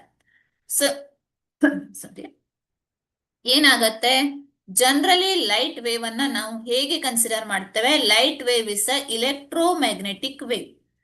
ಇಲೆಕ್ಟ್ರೋಮ್ಯಾಗ್ನೆಟಿಕ್ wave ಅಂದ್ರೆ X, Y and Z axis. ಇದು X, ಇದು Y and Z axis. Okay, so X, Y and Z axis ಅಂದ್ರೆ ಇಲ್ಲಿ ಏನಾಗತ್ತೆ, ಲೈಟ್ ರೇಸ್ ಹೀಗೆ ಮೂವ್ ಆಗ್ತಾ ಇದೆ. ಒಂದು point A to point B ಗೆ ಮೂವ್ ಆಗುವಾಗ light direction of propagation of the light ಹೇಗಿದೆ? ಹೀಗಿದೆ. ಇದು direction of propagation of light, light ray move ಆಗುವಂತ ಡೈರೆಕ್ಷನ್. ಸೊ ಇಲ್ಲಿ ಲೈಟ್ ಈಸ್ ಎನ್, ನಾವೇನ್ ತಗೋತೇವೆ ಅಂದ್ರೆ, light is an electromagnetic wave. Light is EM wave. Electromagnetic wave ಅಂದ್ರೆ, so the vibration of light is parallel and perpendicular. ಅಂದ್ರೆ electric field vector ಮತ್ತೆ magnetic field vector ಅಲ್ಲಿ ಇದನ್ನ ನಾವು ರಿಪ್ರೆಸೆಂಟ್ ಮಾಡಬಹುದು. ಸೊ ಲೈಟ್ ಅನ್ನ, ಇದು direction of propagation of the wave ಆಗಿದ್ರೆ, ಹೀಗೆ ಇದ್ರೆ ಲೈಟ್ ವೇವ್ ಏನಾಗತ್ತೆ, ಆಕ್ಚುಲಿ ಹೀಗೆ parallel to the direction of propagation of the wave. ಒಂದು, ಇನ್ನೊಂದು ಅಂದ್ರೆ vibrations are parallel to the, ಸ್ವಲ್ಪ ಕಾನ್ಸೆಪ್ಟ್ ಡಿಫಿಕಲ್ಟ್ ಅನ್ಸ್ಬಹುದು, ಬಟ್ ಇದು parallel to the propagation, sorry, propagation of the wave. So ಇದು direction of propagation of wave ಆಗುತ್ತೆ. ಈ direction ಅಲ್ಲಿ ಲೈಟ್, ಎಕ್ಸ್ ಆಕ್ಸಿಸ್ ಡೈರೆಕ್ಷನ್ ಅಲ್ಲಿ ಲೈಟ್ ಮೂವ್ ಆಗ್ತಾ ಇದೆ. ಇದರ ವೈಬ್ರೇಷನ್ಸ್ ಏನಾಗತ್ತೆ ಅಂದ್ರೆ, electric field vectors, they are parallel to the direction of propagation of wave. ಇನ್ನೊಂದು ವೆಕ್ಟರ್ ಏನಾಗತ್ತೆ ಅಂದ್ರೆ, they are perpendicular to the direction of propagation of wave. Okay, so parallel and perpendicular ಇಲ್ಲಿ ತೋರಿಸಲಿಕ್ಕೆ ನಮ್ಗೆ ಕಷ್ಟ ಆಗ್ಬಹುದು, ಸೊ ನಾವು ಹೀಗೆ ತೋರಿಸಬಹುದು. ಸೊ ಇಲೆಕ್ಟ್ರಿಕ್ ಫೀಲ್ಡ್ ವೆಕ್ಟರ್ಸ್ ಈ ರೀತಿ ಪ್ಯಾರಲಲ್ ಆಗಿದ್ರೆ, ಇಲೆಕ್ಟ್ರಿಕ್ ಫೀಲ್ಡ್ ಪಾರ್ಟಿಕಲ್ಸ್ ಹೀಗೆ ಪ್ಯಾರಲಲ್ ಆಗಿದ್ರೆ, ಇನ್ನೊಂದು ಏನಾಗಿರುತ್ತೆ ಅಂದ್ರೆ ಪರ್ಪೆಂಡಿಕ್ಯುಲರ್. ಸೊ ಈ ಡಾಟೆಡ್ ಲೈನ್ಸ್ ಇಂದ ನಾವು ತೋರಿಸಬಹುದು. ಲೈಟ್ ವೇವ್ ಹೀಗೆ ಮೂವ್ ಆಗುವಾಗ ಒಂದು ಡೈರೆಕ್ಷನ್ ಅಲ್ಲಿ ಲೈಟ್ ಏನಾಗುತ್ತೆ, ಓಕೆ, ಸೊ ಒಂದು ಡೈರೆಕ್ಷನ್ ಅಲ್ಲಿ ಲೈಟ್ ಪ್ಯಾರಲಲ್ ಆಗಿ ಕೂಡ ಇಲೆಕ್ಟ್ರಿಕ್ ಫೀಲ್ಡ್ ವೆಕ್ಟರ್ಸ್ ವೈಬ್ರೇಷನ್ಸ್ ಇರುತ್ತೆ. ಮ್ಯಾಗ್ನೆಟಿಕ್ ಫೀಲ್ಡ್ ವೆಕ್ಟರ್ಸ್ ಪರ್ಪೆಂಡಿಕ್ಯುಲರ್ ಆಗಿ ಇರುತ್ತೆ. ಒಂದು ಎಕ್ಸಿಸ್ ಡೈರೆಕ್ಷನ್ ಅಲ್ಲಿ ಲೈಟ್ ವೇವ್ ಮೂವ್ ಆಗ್ತಾ ಇದೆ ಅಂದ್ರೆ, ವೈ ಎಕ್ಸಿಸ್ ಅಲ್ಲೂ ಕೂಡ, ಅಂದ್ರೆ 3 ಡೈಮೆನ್ಷನಲಿ ವೈ ಎಕ್ಸಿಸ್ ಅಲ್ಲಿ ಕೂಡ ಲೈಟ್ ಪಾರ್ಟಿಕಲ್ಸ್ ವೈಬ್ರೇಟ್ ಆಗತ್ತೆ. ಸೊ ಇಲ್ಲಿ Z Axis, along the Z Axis ಕೂಡ ಲೈಟ್ ಪಾರ್ಟಿಕಲ್ಸ್ ವೈಬ್ರೇಟ್ ಆಗತ್ತೆ. ಓಕೆ, ಸೊ ಇದನ್ನ ನಾವೇನಂತ ಕರಿತೇವೆ ಅಂದ್ರೆ, this is called unpolarised light. ಇದು ಏನ್ ಕರಿತೇವೆ ನಾವು? ಅನ್ಪೋಲರೈಸ್ಡ್ ಲೈಟ್ ಅಂತ ಕರಿತೇವೆ. So when this unpolarised light is passed through A polariser. Okay, so ಇದನ್ನ ನಾವು ಒಂದು ಪೋಲರೈಸರ್ ಮೂಲಕ ಪಾಸ್ ಮಾಡಿದಾಗ, this unpolarised light is converted into linearly polarised light. So linearly polarised light ಅಂದ್ರೆ ಏನಪ್ಪಾ ಅಂದ್ರೆ, ಅದ್ರ ಮೀನಿಂಗ್ ಏನಂದ್ರೆ, ಇದು direction of propagation of wave. ಈ arrow mark direction of propagation of wave ಅನ್ನ ರಿಪ್ರೆಸೆಂಟ್ ಮಾಡುತ್ತೆ. ಬಟ್ ಇಲ್ಲೇನಾಗತ್ತೆ ಅಂದ್ರೆ, ಒಂದು ಡೈರೆಕ್ಷನ್ ಅಲ್ಲಿ ಇರುವಂತ, ಒಂದು ಪ್ಲೇನ್ ಅಲ್ಲಿ ಇರುವಂತ ವೈಬ್ರೇಷನ್ಸ್ ರಿಸ್ಟ್ರಿಕ್ಟ್ ಆಗುತ್ತೆ. ಅನ್ಪೋಲರೈಸ್ಡ್ ಲೈಟ್ ಅಲ್ಲಿ ಪೊಲರೈಸ್ಡ್ ಲೈಟ್ ಆಗಿ ಕನ್ವರ್ಟ್ ಆಗುವಾಗ ಪೊಲರೈಸೇಷನ್ ಅನ್ನ ನಾವು ಏನಂತ ಕರಿತೇವೆ ಅಂದ್ರೆ the phenomenon by which the vibrations of the waves in a beam are restricted to particular plane. So ಒಂದು ಪರ್ಟಿಕ್ಯುಲರ್ ಪ್ಲೇನಿಗೆ ಇದನ್ನ ರಿಸ್ಟ್ರಿಕ್ಟ್ ಮಾಡ್ತೇವೆ ನಾವು. ಸೊ ಇಲ್ಲೇನಾಗಿತ್ತು, ಎರಡೂ ಪ್ಲೇನ್ ಅಲ್ಲಿ ವೈಬ್ರೇಷನ್ಸ್ ಇರ್ತಿತ್ತು. ಓಕೆ, ಸೊ ಈಗ ಫಾರ್ ಎಕ್ಸಾಂಪಲ್ ಎಕ್ಸ್ ಡೈರೆಕ್ಷನ್ ಅಲ್ಲಿ ಮೂವ್ ಆಗ್ತಾ ಇದೆ ಅಂದ್ರೆ ಎಕ್ಸ್ ವೈ ಪ್ಲೇನ್ ಅಲ್ಲಿ ಅಂಡ್ ಎಕ್ಸ್ ಝೆಡ್ ಪ್ಲೇನ್ ಅಲ್ಲಿ. ಸೊ ಎರಡೂ ಪ್ಲೇನ್ ಅಲ್ಲಿ ಏನಾಗ್ತಾ ಇತ್ತು, ವೈಬ್ರೇಷನ್ಸ್ ಇರ್ತಾ ಇತ್ತು. ಬಟ್ ಇಲ್ಲೇನಾಗತ್ತೆ, ಒಂದು ಪ್ಲೇನಿಗೆ ವೈಬ್ರೇಷನ್ಸ್ ಅನ್ನ ನಾವು ರಿಸ್ಟ್ರಿಕ್ಟ್ ಮಾಡಿದ್ದೇವೆ. ಸೊ ಹಾಗಾಗಿ ಡಾಟೆಡ್ ಲೈನ್ ಅನ್ನ ನಾನು ರಿಪ್ರೆಸೆಂಟ್ ಮಾಡ್ತಾ ಇಲ್ಲ, ಓನ್ಲಿ ಈ ಪ್ಯಾರಲಲ್ ಲೈನ್ಸ್ ಅನ್ನ ರಿಪ್ರೆಸೆಂಟ್ ಮಾಡ್ತಾ ಇದ್ದಾನೆ. ಇದನ್ನ ಏನ್ ಕರಿತೇವೆ ನಾವು, polarised light or linearly polarised light ಅಂತ ಕರಿತೇವೆ. Okay, so the process is known as polarisation. So ಅಂದ್ರೆ vibrations are the process in which the vibrations are restricted to a particular plane of particular ಪ್ಲೇನಿಗೆ restrict ಮಾಡುವಂಥದ್ದು. Okay, so this is called polarisation. Okay, so ಈಗ ನಾವು ಕ್ವಶನ್ಗೆ ಬಂದ್ರೆ, in the case of linearly polarised light the magnitude of the electric field vector is parallel to the direction of propagation. So ಇದೇನಾಗೋದಿಲ್ಲ ಇಲ್ಲಿ. Okay, mathematically ಇದನ್ನ ನಾವು ಹೇಗೆ represent ಮಾಡಬಹುದು ಅಂದ್ರೆ, if there is a linearly polarised light. Okay, if there is linearly polarised light ಇದ್ರೆ ಅದನ್ನ ನಾವು ಹೇಗೆ ರಿಪ್ರೆಸೆಂಟ್ ಮಾಡಬಹುದು ಅಂದ್ರೆ, ಮ್ಯಾಥಮೆಟಿಕಲಿ ಲೀನಿಯರ್ಲಿ ಪೊಲರೈಸ್ಡ್ ಲೈಟ್ ಅಂತ ಇದ್ದಾಗ, okay, so this electric field vector ಅನ್ನ ಈ ರೀತಿ ಎಕ್ಸ್ಪ್ರೆಷನ್ ಅಲ್ಲಿ ಬರೀಬಹುದು, E naught sine omega T plus pi ಅಂತ. ಸೊ ಈ ಇಕ್ವೇಶನ್ ನಿಮ್ಗೆ ನೆನಪಿದ್ರೆ, ಈ ಇಕ್ವೇಶನ್ ಅನ್ನ ತಗೊಂಡ್ರೆ, ಈ ಇಕ್ವೇಶನ್ ಏನನ್ನ ರಿಪ್ರೆಸೆಂಟ್ ಮಾಡುತ್ತೆ, ಇಲೆಕ್ಟ್ರಿಕ್ ಫೀಲ್ಡ್ ವೆಕ್ಟರ್ ಅನ್ನ ಕೊಡ್ತಾ ಇದೆ ಇದು. So electric field vector, so in this case this electric field vector E naught ಅನ್ನೋದು ಮ್ಯಾಕ್ಸಿಮಮ್ ಡಿಸ್ಪ್ಲೇಸ್ಮೆಂಟ್ ಆಂಪ್ಲಿಟ್ಯೂಡ್ ಅನ್ನ ರಿಪ್ರೆಸೆಂಟ್ ಮಾಡುತ್ತೆ, E naught sine omega T plus pi ಅಲ್ವಾ. ಸೊ ಹಿಯರ್ ಇದ್ರ ಪ್ರಕಾರ ಏನಾಗತ್ತೆ, according to this the magnitude of the electric field vector ಹೇಗೆ vary ಆಗ್ಬೇಕು, sine wave form ಅಲ್ಲಿ ವೇರಿ ಆಗ್ಬೇಕು ಅಲ್ವಾ. ಸೈನ್ ವೇವ್ ಫಾರ್ಮ್ ಅಲ್ಲಿ ವೇರಿ ಆಗತ್ತೆ ಅಂದ್ರೆ, ಸೈನ್ಸೂಯಿಡಲ್ ವೇವ್ ಅಂದ್ರೆ ಏನಾಯ್ತು ಇಲ್ಲಿ, it varies periodically with time. ಇದು ಯಾವುದು ಕರೆಕ್ಟ್ ಆಗೋದಿಲ್ಲ, parallel to the direction of propagation ಅಲ್ಲ, does not change with the time ಅನ್ನೋದು ಕರೆಕ್ಟ್ ಅಲ್ಲ, ಯಾಕಂದ್ರೆ it is a wave. So ಇದು ಟೈಮ್ ಅಲಾಂಗ್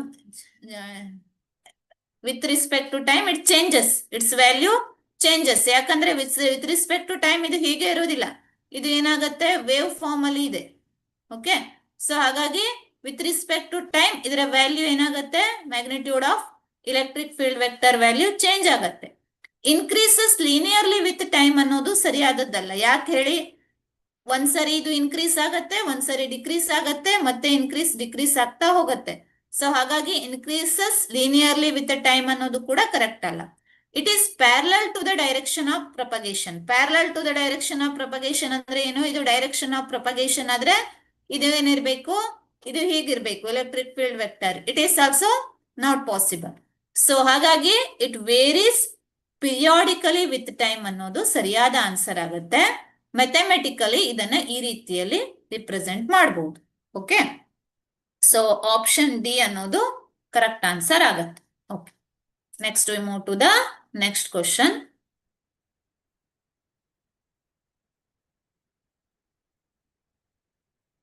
ಓಕೆ, ಜಸ್ಟ್ ಒಂದು ಪ್ರಾಬ್ಲಮ್ ಇದೆ ಇಲ್ಲಿ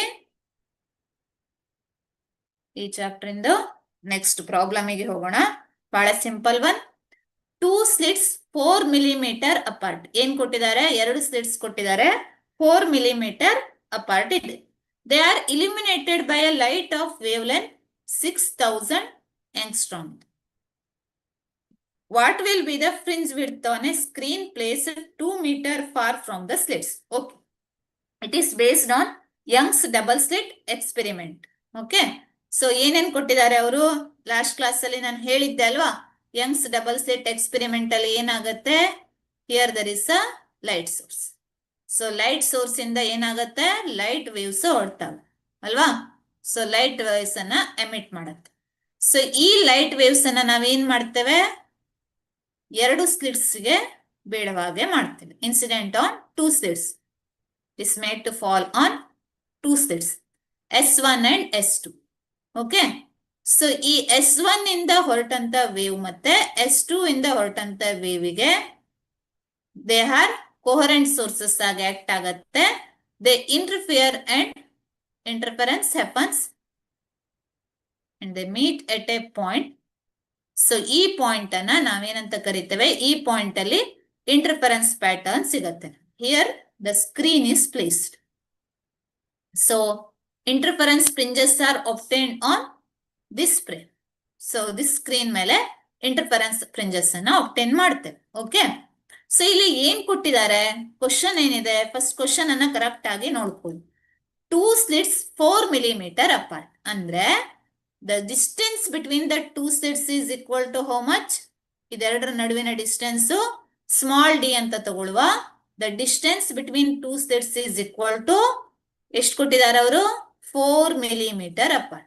ಸ್ಮಾಲ್ ಡಿ ಅಂತ ಡಿನೋಟ್ ಮಾಡ್ತಾ ಇದ್ದೇನೆ.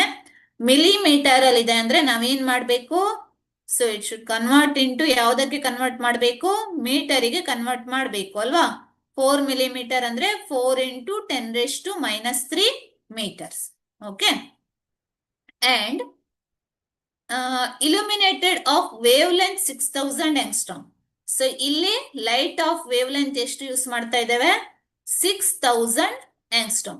6000 angstrom ಅಂದ್ರೆ ಅಗೇನ್ ಇದನ್ನ ನಾವು ಯಾವುದಕ್ಕೆ ಕನ್ವರ್ಟ್ ಮಾಡಬೇಕು, ಮೀಟರ್ಸ್ಗೆ ಕನ್ವರ್ಟ್ ಮಾಡಬೇಕು.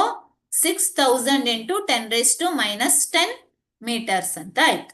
ಓಕೆ, ಸೊ ಮತ್ತೇನ್ ಕೊಟ್ಟಿದ್ದಾರೆ, what will be the fringe width on a screen placed 2 meter far from the slits. So ಒಂದು ಸ್ಕ್ರೀನ್ ಇಟ್ಟಿದ್ದಾರೆ, ಎಷ್ಟು ಡಿಸ್ಟೆನ್ಸ್ ಅಲ್ಲಿ ಇಟ್ಟಿದ್ದಾರೆ, it is placed at a distance of D. ಅಂದ್ರೆ D is equal to how much, 2 meter. 2 meter ದೂರದಲ್ಲಿ screen ಅನ್ನ ಇಟ್ಟಿದ್ದಾರೆ, slits ಇಂದ 2 meters ಅಷ್ಟು ದೂರದಲ್ಲಿ. ಓಕೆ, ಸೊ ನಾವ್ ಏನನ್ನ ಫೈಂಡ್ ಔಟ್ ಮಾಡಬೇಕು ಇಲ್ಲಿ, what will be the fringe width, ಬೀಟಾವನ್ನ ಫೈಂಡ್ ಔಟ್ ಮಾಡಬೇಕು. ಸೊ ಫ್ರಿಂಜ್ ವಿಡ್ತ್ ಅನ್ನ ಹೇಗೆ ಕ್ಯಾಲ್ಕುಲೇಟ್ ಮಾಡಬಹುದು, ಫ್ರಿಂಜ್ ವಿಡ್ತ್ ಕ್ಯಾಲ್ಕುಲೇಟ್ ಮಾಡ್ಲಿಕ್ಕೆ ಒಂದು ಫಾರ್ಮುಲಾ ಇದೆ ಅಲ್ವಾ. ಸೊ ಫ್ರಿಂಜ್ ವಿಡ್ತ್ ಅಂದ್ರೆ ಏನಾಗತ್ತೆ, what is the fringe width, ಇಲ್ಲೇನಾಗತ್ತಂದ್ರೆ ಒಂದು ಬ್ರೈಟ್ ಫ್ರಿಂಜ್ ಫಾರ್ಮ್ ಆಗತ್ತೆ, ಇನ್ನೊಂದು dark, then bright, dark, bright, ಹಾಗೆ ಈ ರೀತಿ ಫ್ರಿಂಜ್ ಪ್ಯಾಟರ್ನ್ ಫಾರ್ಮ್ ಆಗತ್ತೆ ಅಲ್ವಾ.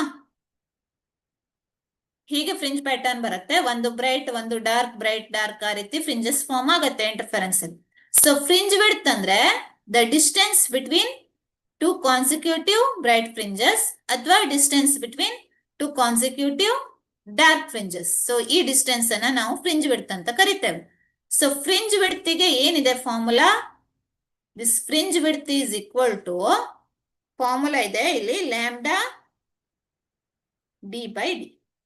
Okay, so lambda is given here ಎಷ್ಟು, 6000 into 10⁻⁻10 ಇಂಟು ಡಿ ಎಷ್ಟು ಕೊಟ್ಟಿದ್ದಾರೆ, 2 ಕೊಟ್ಟಿದ್ದಾರೆ, divide by small d is how much, 4 into 10⁻⁻3.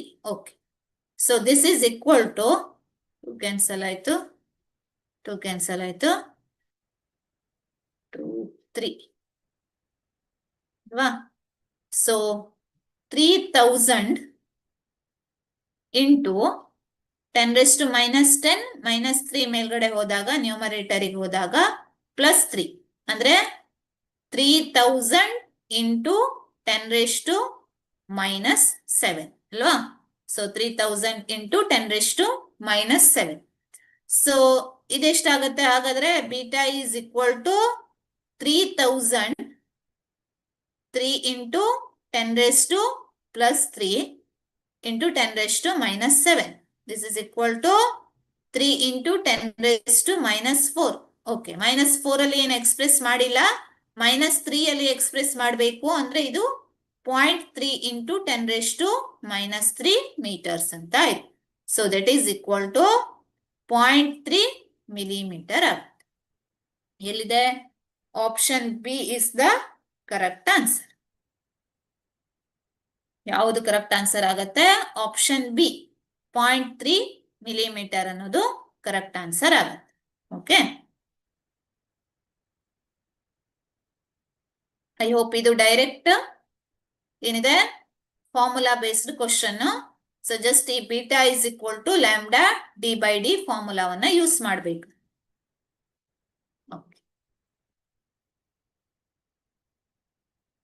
Next we move to the next question.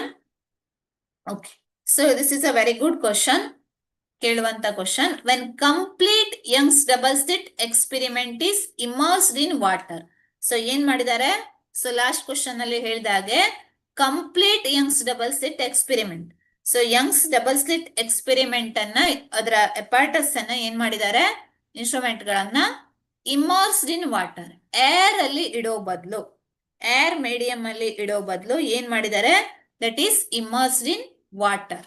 The fringes ಏನಾಗತ್ತೆ? Remain unaltered, become wider. ದೊಡ್ಡದಾಗಿ ಕಾಣಿಸತ್ತೋ? ಏನು ಚೇಂಜ್ ಆಗಿರೋದಿಲ್ವೋ? Question ಏನು? ರಿಮೇನ್ ಅನ್ಆಲ್ಟರ್ಡ್ ಅಂದ್ರೆ there is a no change in the fringe. So become wider ಅಂದ್ರೆ fringe width ಏನಾಗತ್ತೆ? Increase ಆಗತ್ತೆ. ಬಿಕಮ್ ನ್ಯಾರೋವರ್, ಫ್ರಿಂಜ್ ವಿಡ್ತ್ ಏನಾಗೋದು? ಡಿಕ್ರೀಸ್ ಆಗೋದು. ಡಿಸ್ಅಪಿಯರ್ ಅಂದ್ರೆ ಫ್ರಿಂಜಸ್ ಡಿಸ್ಅಪಿಯರ್ ಆಗೋದು. ಸೊ ಯಾವ ಕಂಡೀಷನ್ ಆಗತ್ತೆ? ಬಹಳ ಚೆನ್ನಾಗಿರೋ ಕ್ವಶನ್ ಇಲ್ಲಿ. When the complete Young's double slit experiment is immersed in water. Okay, so ಏನ್ ಮಾಡಿದ್ದಾರೆ? ಯಂಗ್ಸ್ ಡಬಲ್ ಸ್ಲಿಟ್ ಎಕ್ಸ್ಪೆರಿಮೆಂಟಿನ ಅಪಾರ್ಟಸ್ ಅನ್ನ ತಗೊಂಡೋಗಿ ನೀರಲ್ಲಿ ಹಾಕಿದೆ. Okay, so here V know that water ಮತ್ತೆ ಏರ್ ಇನ್ನ ಕಂಪೇರ್ ಮಾಡಿದಾಗ water as higher refractive index ಅಲ್ವಾ? ವಾಟರಿಗೆ ಏನಿದೆ? ರಿಫ್ರಾಕ್ಟಿವ್ ಇಂಡೆಕ್ಸ್ ಜಾಸ್ತಿ ಇದೆ. ಯಾಕಂದ್ರೆ ವಾಟರಿನ ರಿಫ್ರಾಕ್ಟಿವ್ ಇಂಡೆಕ್ಸ್ ಎಷ್ಟು? NW is equal to 1.33 ಬರುತ್ತೆ. ಹಾಗೆ ಏರಿನ ರಿಫ್ರಾಕ್ಟಿವ್ ಇಂಡೆಕ್ಸ್ ತಗೊಂಡ್ರೆ ದಟ್ ಈಸ್ 1. ಓಕೆ, ಸೊ ಹಾಗಾಗಿ refractive index of water is greater then refractive index of air. So ಈಗ ರಿಫ್ರಾಕ್ಟಿವ್ ಇಂಡೆಕ್ಸ್ ಗೆ ಮತ್ತೆ ವೇವ್ ಲೆಂತ್ ಗೆ ಏನ್ ರಿಲೇಷನ್ ಇದೆ? What is the relation between refractive index and wave length? So generally refractive index is N is inversely proportional to wavelength. Refractive index is inversely proportional to wavelength. So wavelength ಏನಾಗುತ್ತೆ? Refractive index ಜಾಸ್ತಿ ಆದ್ರೆ wavelength ಏನಾಗತ್ತೆ? Decrease ಆಗತ್ತೆ ಅಲ್ವಾ? So refractive index ಜಾಸ್ತಿ ಆದ್ರೆ ಆ ಕೇಸಲ್ಲಿ ವೇವ್ಲೆಂತ್ ಏನಾಗತ್ತೆ? ಡಿಕ್ರೀಸ್ ಆಗತ್ತೆ. ಓಕೆ, ಸೊ ವೇವ್ಲೆಂತ್ ಡಿಕ್ರೀಸ್ ಆಗತ್ತೆ ಅಂದ್ರೆ ಸಪೋಸ್ ನಾವು ಈ ಇನ್ಸ್ಟ್ರೂಮೆಂಟ್ ಅನ್ನ Young's double slit experiment is immersed in water ಅಲ್ಲಿ ಇಮರ್ಸ್ ಮಾಡಿದ್ವಿ ಅಂತ ಆದಾಗ ವೇವ್ ಲೆಂತ್ ಆಫ್ ಲೈಟ್ ಏನಾಯ್ತಲ್ಲಿ? Wave length of light in water decrease ಆಯ್ತು ಅಲ್ವಾ? Sorry, wave length of light in water ಏನಾಗತ್ತೆ? ಡಿಕ್ರೀಸಸ್. ಯಾಕೆ ಹೇಳಿ? ಲ್ಯಾಂಬ್ಡಾ ಏನಾಯ್ತು? ಡಿಕ್ರೀಸ್ ಆಯ್ತು. ಯಾಕಂದ್ರೆ ವಾಟರಿನ refractive index is more compare to ಯಾವುದಕ್ಕೆ? ಏರಿನ ರಿಫ್ರಾಕ್ಟಿವ್ ಇಂಡೆಕ್ಸ್ ಕಂಪೇರ್ ಮಾಡಿದಾಗ water refractive index is more. So ಹಾಗಾಗಿ wave length of light in water decreases.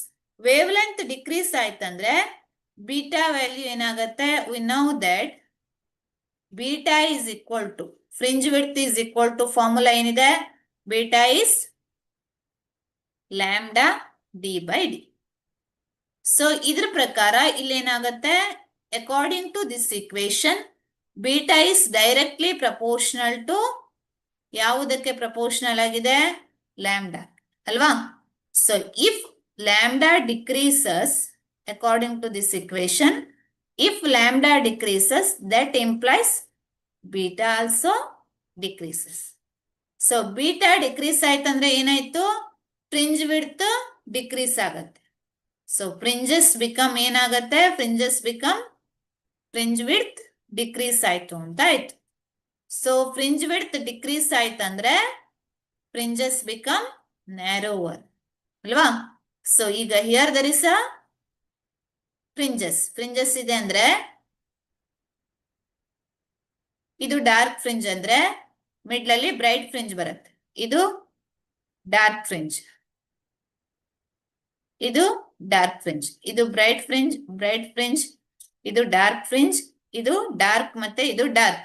The fringe width ಅಂದ್ರೆ ಏನಂತೇವೆ ನಾವು? The distance between two consecutive bright fringe ಅಥವಾ two consecutive dark fringes.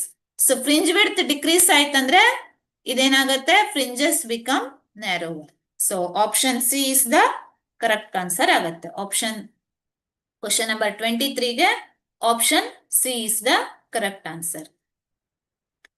Okay, I hope ಇದು clear ಆಗಿದೆ ಅನ್ಕೋತಾನೆ. Next we move to the next question. Sorry,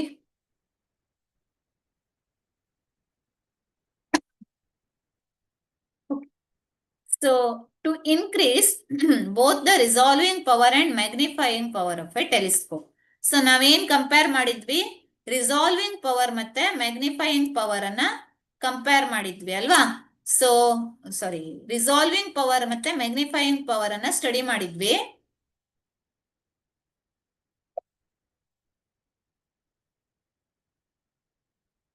So to increase both the resolving power and magnifying power of a telescope, question ಏನಿದೆ ಇಲ್ಲಿ? Resolving power ಅನ್ನು increase ಮಾಡಬೇಕು, magnifying power ಅನ್ನು increase ಮಾಡಬೇಕು. So ಆ ಕೇಸಲ್ಲಿ ಏನಾಗುತ್ತೆ? ಏನ್ ಮಾಡಬೇಕು ನಾವು? Both the focal length and aperture of the objective has to be increased. The focal length of the objective has to be increase. The aperture of the objective has to be increase. Wave length of light has to be decreased ಅಂತ ಇದೆ. Okay, so here resolving power of a telescope ಮತ್ತೆ magnifying power of a telescope ಅನ್ನ ನೋಡೋಣ. So ಏನಾಗುತ್ತೆ? First of all resolving power ಅನ್ನ ತಗೊಂಡ್ರೆ, resolving power of a telescope ಅನ್ನ ನಾವು ಏನ್ ಹೇಳ್ಬಹುದು? It is an ability to resolve, ability of an instrument to resolve the ಅಥವಾ to distinguish the two objects. Okay, separate ಆಗಿರುವಂತ objects ಅನ್ನ distinguish ಮಾಡುವಂತ ಎಬಿಲಿಟಿ, ಅದನ್ನ ರಿಸಾಲ್ವಿಂಗ್ ಪವರ್ ಅಂತ ಕರಿತೇವೆ. ಸೊ ರಿಸಾಲ್ವಿಂಗ್ ಪವರ್ ಅನ್ನ ಹೇಗೆ ಡಿಫೈನ್ ಮಾಡಬಹುದು ಅಥವಾ ಇಕ್ವೇಶನ್ ಫಾರ್ಮ್ ಅಲ್ಲಿ ಹೇಗೆ ಬರೀಬಹುದು ಅಂದ್ರೆ, resolving power is equal to 1/θ. Resolving power is 1/θ. Angular separation ಅಲ್ಲಿ ಬರೀತೇವೆ. So this 1/θ or this is equal to 1/θ ವನ್ನ ನಾವೇನಂತ ಕರಿತೇವೆ ಅಂದ್ರೆ ಲಿಮಿಟ್ ಆಫ್ ರೆಸಲ್ಯೂಷನ್ ಅಂತ ಕರಿತೇವೆ. This is called limit of resolution. Okay, so this limit of resolution ಗೆ ಒಂದು ಇಕ್ವೇಶನ್ ಇದೆ. This theta is equal to ಅಥವಾ limit of resolution is equal to 1.22 lambda divide by A. Okay, so A ಅಂತ use ಮಾಡಬಹುದು or B ಅಂತ use ಮಾಡಬಹುದು. ಆವಾಗ ನಾನು ಬಿ ಅಂತ ಯೂಸ್ ಮಾಡಿದ್ದೆ ಇಕ್ವೇಶನ್ ಅಲ್ಲಿ. So here I use A ಅಂತ ಯೂಸ್ ಮಾಡ್ತಾ ಇದ್ದೇನೆ ಅಷ್ಟೇ. So resolving power is equal to ಏನಾಯ್ತು ಹಾಗಾದ್ರೆ? Resolving power is equal to A divided by 1.22 lambda. ಇದು ಇಕ್ವೇಶನ್, ರಿಸಾಲ್ವಿಂಗ್ ಪವರ್ ಅನ್ನ ಡಿನೋಟ್ ಮಾಡುವಂತ ಇಕ್ವೇಶನ್. ಸೊ ಹಿಯರ್ ಎ ಅನ್ನೋದು ಏನನ್ನ ರಿಪ್ರೆಸೆಂಟ್ ಮಾಡುತ್ತೆ? Lambda is the wave length here. A ಅಂದ್ರೆ so width of aperture of the objective, size or width of aperture of the object. Objective lens in a aperture in a width. Okay, aperture of objective. Okay, so this is about the telescope anta ಆಯ್ತು. So ಈಗ sorry, resolving power of a telescope. Resolving power ಅನ್ನ ನಾವು ಹೇಗೆ increase ಮಾಡಬಹುದು? ಒಂದು, by increasing the size of aperture of the objective or decreasing the lambda, decreasing the wavelength of light. Okay, so ಅಂದ್ರೆ ನಾವು ಎರಡು ಆಪ್ಷನ್ ಗಳನ್ನ ತಗೊಳ್ಬಹುದು. ಒಂದು, focal length of aperture and objective has to be increased. ಅಂದ್ರೆ objective focal length and aperture of the objective has to be increased ಒಂದು. ಇನ್ನೊಂದು, the wave length of light has to be decreased. Resolving power ಅನ್ನ consider ಮಾಡಿದಾಗ ಇವೆರಡು options ಗಳು ಸಿಗತ್ತೆ. But ಆದ್ರೆ ಇಲ್ಲಿ ರಿಸಾಲ್ವಿಂಗ್ ಪವರ್ ಅಷ್ಟೇ ಅಲ್ಲ, ನಾವು ಅದ್ರ ಜೊತೆಗೆ ಏನ್ ಮಾಡ್ಬೇಕು? Magnifying power of telescope should increase, ಅದನ್ನು ಕೂಡ ಇನ್ಕ್ರೀಸ್ ಮಾಡ್ಬೇಕು ಅಲ್ವಾ. ಸೊ ಈಗ ಮ್ಯಾಗ್ನಿಫೈಯಿಂಗ್ ಪವರಿಗೆ ಎಕ್ಸ್ಪ್ರೆಷನ್ ಅನ್ನ ತಗೊಂಡ್ರೆ, what is magnifying power? Magnifying power of ಟೆಲಿಸ್ಕೋಪಿಗೆ ಒಂದು ಇಕ್ವೇಶನ್ ಇದೆ. ಸೊ ರೇ ಆಪ್ಟಿಕ್ಸ್ ಅಲ್ಲಿ ನಾವು ಸ್ಟಡಿ ಮಾಡಿದ್ವಿ. So magnifying power of a telescope is equal to, we can write it as F0 by Fe. F0 represents the focal length of the objective and Fe represents focal length of the eyepiece. Okay. So ಈಗ magnifying power increase ಆಗಬೇಕು ಅಂದ್ರೆ ಏನಾಗಬೇಕು? Magnifying power ಯಾವಾಗ increase ಆಗತ್ತೆ? When F0 is increase or Fe is decrease. Fe ಬಗ್ಗೆ ಇಲ್ಲೇನೋ option ಇಲ್ಲ, so ಹಾಗಾಗಿ F0 ತಗೊಳ್ಳುವ. Focal length of the objective is increased. So ಅಂದ್ರೆ according to this condition and this condition, ಇಲ್ಲಿ ಯಾವ್ದು ತಗೊಳ್ಬಹುದು ನಾವು? ಇವ್ಯಾವುದು ಆಪ್ಷನ್ಸ್ ಗಳು ಕರೆಕ್ಟ್ ಆಗೋದಿಲ್ಲ. First option is correct one ಅಲ್ವಾ. Both the focal length and aperture of the objective has to be increased ಅಂತ ಆಯ್ತು. Okay. To increase both the resolving power and magnifying power of a telescope, ಎರಡನ್ನು increase ಮಾಡ್ಲಿಕ್ಕೆ ನಾವೇನ್ ಮಾಡ್ತೇವೆ? both the focal length and aperture of the objective has to be increased. Okay. So option A is the correct answer ಆಗತ್ತೆ. 24ನೇ question ಗೆ option A is correct one. Okay. Next we move to the 25th question. Again it is based on the intensity of the polarized light. So 25ನೇ question ಏನ್ ಹೇಳುತ್ತೆ? The intensity of the polarized light transmitted through the analyzer is given by. Okay, it is a direct question. ಇದು direct question ಅಂತ ಹೇಳ್ಬೋದು. Intensity of the polarized light transmitted through the analyzer is given by. So ಇಲ್ಲೇನ್ ಮಾಡ್ತೇವೆ ನಾವು? We take a polarized light, ಒಂದು polarized light ಅನ್ನ ತಗೊಳ್ತಾ ಇದ್ದೇವೆ. Okay, here there is a unpolarized light. First ಏನ್ ಕನ್ಸಿಡರ್ ಮಾಡುವ ನಾವು? ಒಂದು ಅನ್ಪೊಲರೈಸ್ಡ್ ಲೈಟ್ ಅನ್ನ ತಗೊಳ್ತೇನೆ. ಅನ್ಪೊಲರೈಸ್ಡ್ ಲೈಟ್ ಮೀನ್ಸ್ ವೈಬ್ರೇಷನ್ಸ್ ಯಾವುದೇ, ಇದು direction of propagation of the wave ಆದ್ರೆ ಇಲ್ಲೇನಾಗತ್ತೆ? The electric field vector and magnetic field vector vibrations or light is an electromagnetic wave. So electric field vector and magnetic field vector vibrations perpendicular and parallel to the direction of propagation of the wave. ಅಂದ್ರೆ plane, ಆ plane ಅಲ್ಲಿ ವೈಬ್ರೇಷನ್ಸ್ ಇರುತ್ತೆ. Parallel to the parallel to the direction of propagation of wave, ಹಾಗೆ ಇನ್ನೊಂದು perpendicular vibrations. So ಈ ರೀತಿಯಲ್ಲಿ ನಾವು ರಿಪ್ರೆಸೆಂಟ್ ಮಾಡಬಹುದು. When unpolarized light is passed through a polarizer. So ಇದನ್ನ ನಾವೇನ್ ಮಾಡಿದ್ರೆ, ಒಂದು ಪೊಲರೈಸರ್ ಮೂಲಕ ಪಾಸ್ ಮಾಡಿದ್ರೆ, ಪೊಲರೈಸರ್ ಅಂದ್ರೆ ಜಸ್ಟ್ ಲೈಕ್ ಯಾವ್ದಾದ್ರು ಕ್ರಿಸ್ಟಲ್ ಇರ್ಬೋದು ಅಥವಾ ಪೊಲರೈಡ್ ಇರ್ಬೋದು. ಸೊ ಅದ್ರ ಮೂಲಕ ಪಾಸ್ ಮಾಡಿದ್ರೆ ಪೊಲರೈಸರ್ ಕೆಲಸ ಏನು ಅಂದ್ರೆ, the polarizer converts the unpolarized light into linearly polarised light. So ಇದನ್ನ ಏನಾಗಿ ಕನ್ವರ್ಟ್ ಮಾಡುತ್ತೆ? ಅನ್ಪೊಲರೈಸ್ಡ್ ಲೈಟ್ ಅನ್ನ ಪೊಲರೈಸರ್ ಮೂಲಕ ಪಾಸ್ ಮಾಡಿದಾಗ ನಮ್ಗೇನ್ ಸಿಗತ್ತೆ? We get a polarized light ಸಿಗತ್ತೆ. Linearly polarised light or we get a polarized light. Okay, so here polarized light ಅಲ್ಲಿ ಏನಾಯ್ತು? The vibrations are restricted to particular plane. So ಒಂದು particular ಪ್ಲೇನಿಗೆ ವೈಬ್ರೇಷನ್ಸ್ ರಿಸ್ಟ್ರಿಕ್ಟ್ ಆಗಿರುತ್ತೆ. So ಈಗ polarized light ಅಲ್ಲಿ ಏನಾಗತ್ತಂದ್ರೆ intensity decrease ಆಗುತ್ತೆ. So ಇಲ್ಲಿ suppose this polarized light, question ಏನಿದೆ? The intensity of polarized light transmitted through the analyzer. Suppose ನಾವು ಈ ಪೊಲರೈಸ್ಡ್ ಲೈಟ್ ಅನ್ನ ಏನ್ ಮಾಡಿದ್ವಿ?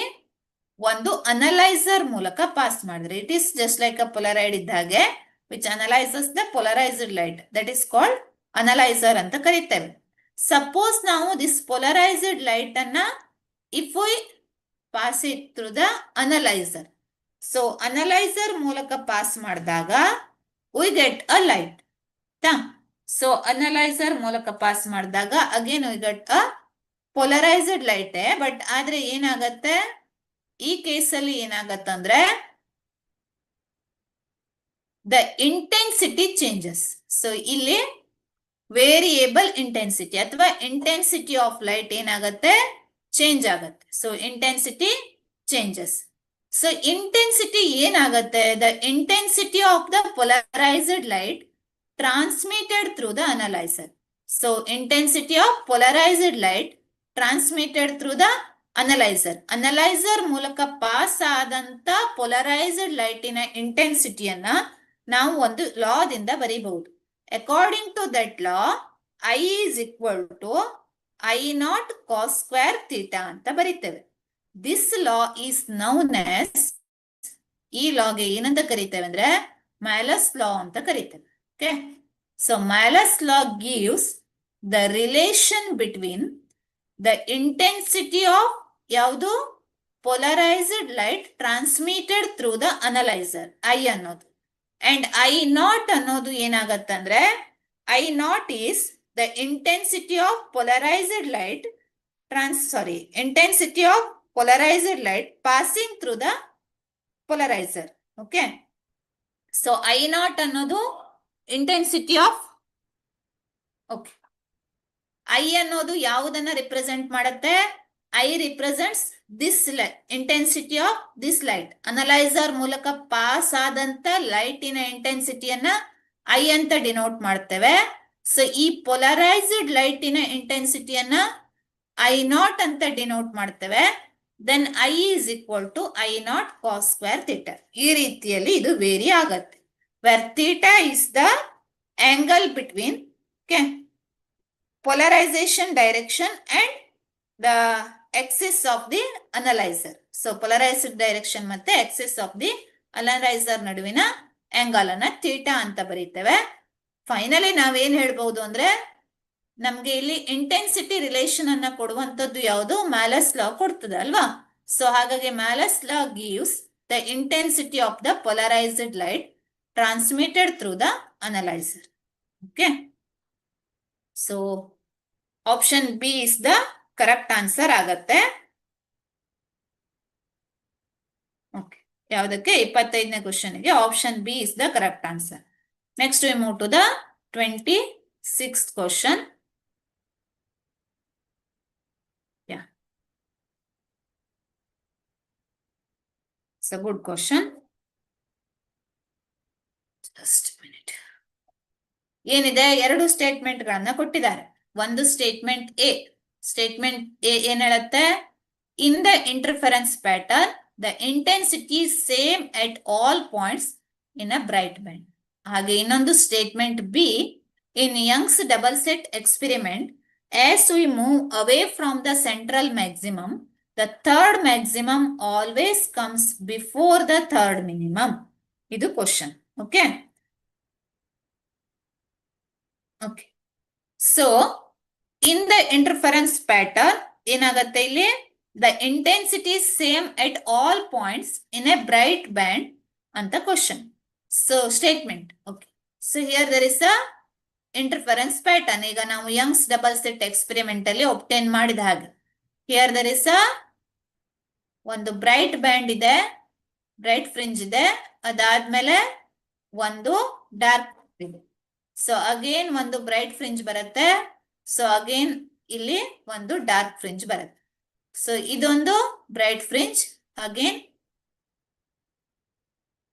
Dark fringe. Okay,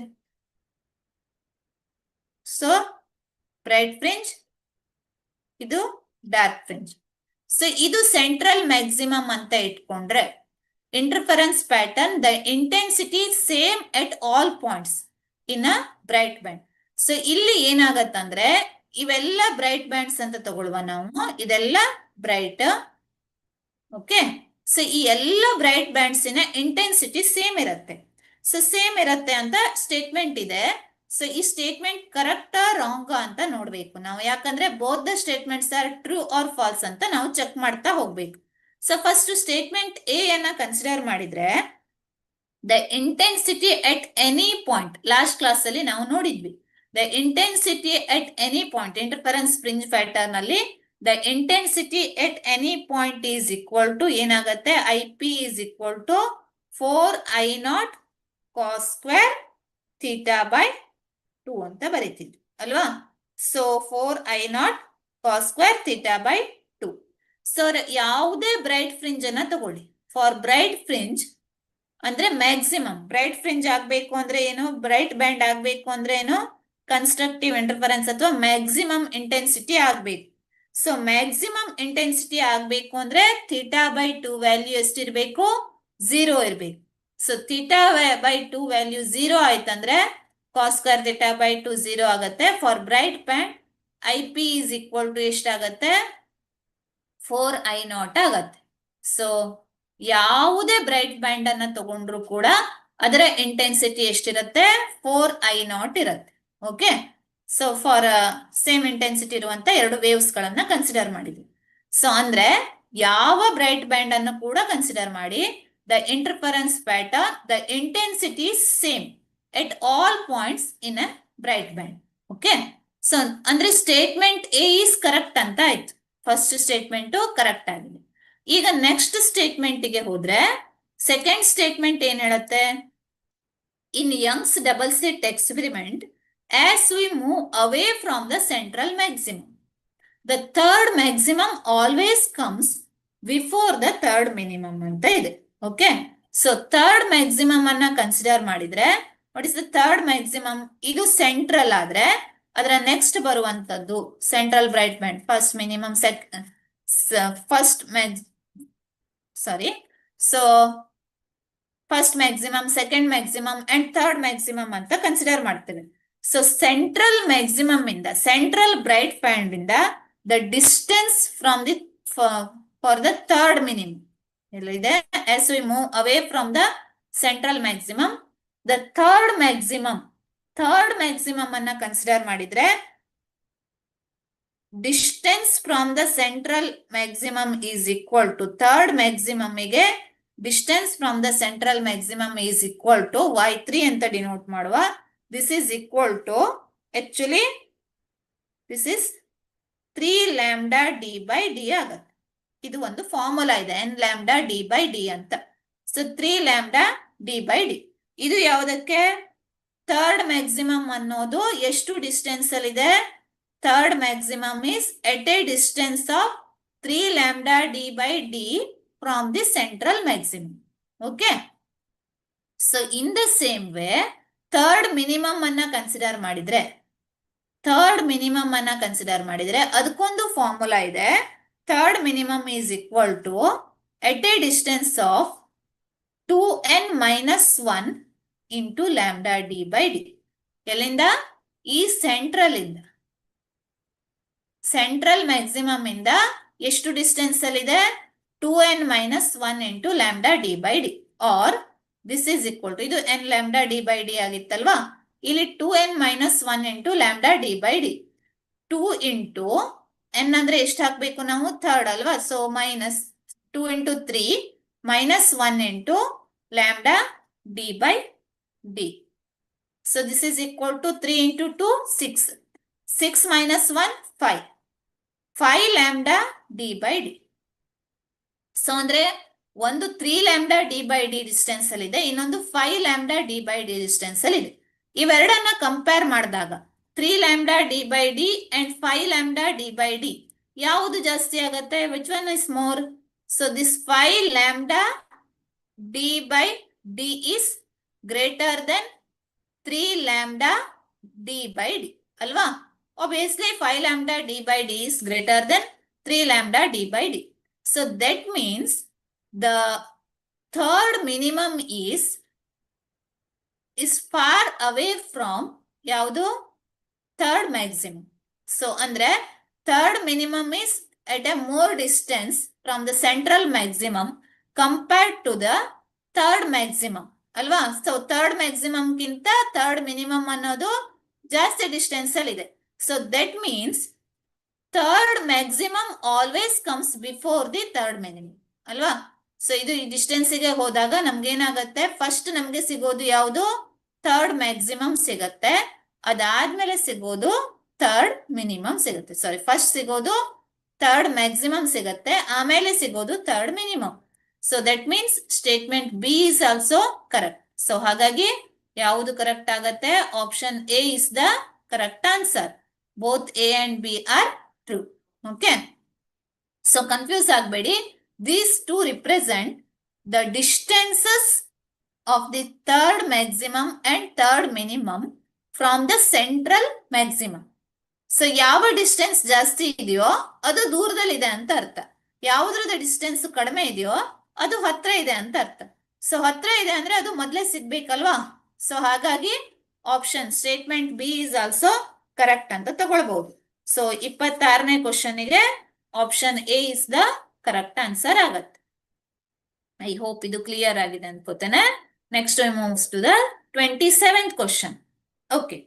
So 27th question ಏನ್ ಹೇಳುತ್ತೆ? The path difference between two interfering waves at a point on the screen is lambda by 6 from central maximum.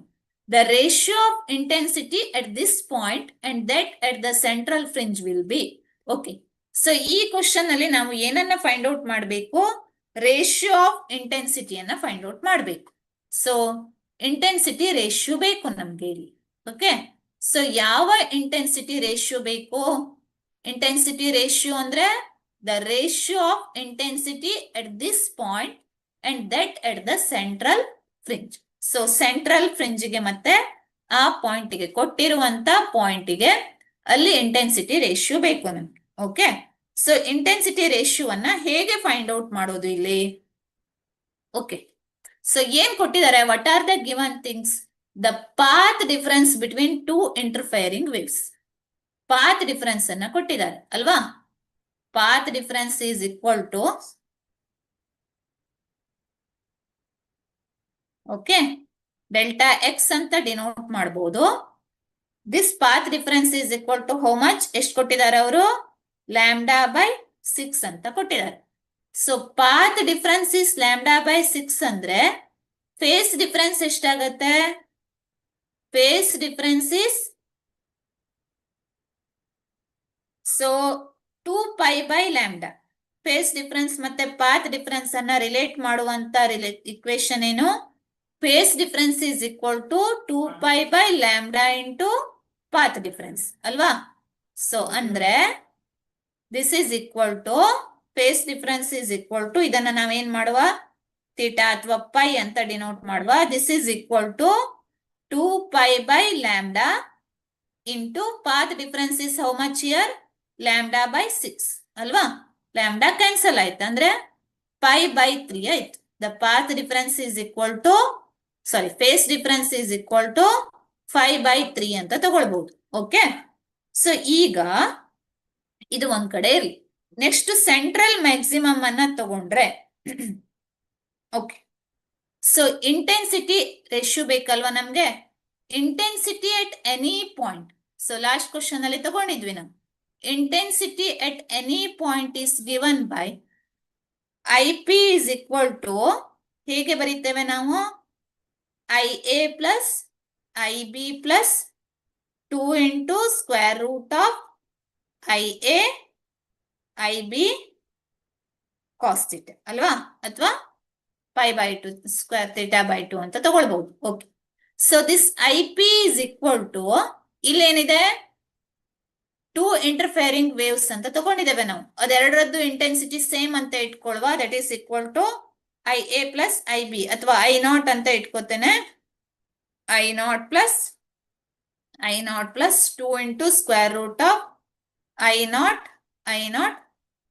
cos theta.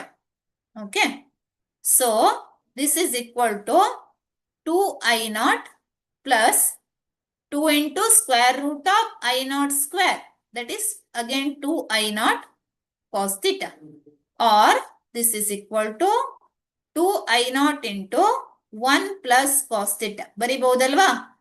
So, okay, this point ಅನ್ನ ತಗೊಂಡ್ರೆ, the path difference between two interfering waves at a point on the screen is lambda by 6 from the central maximum, ಅಲ್ವಾ?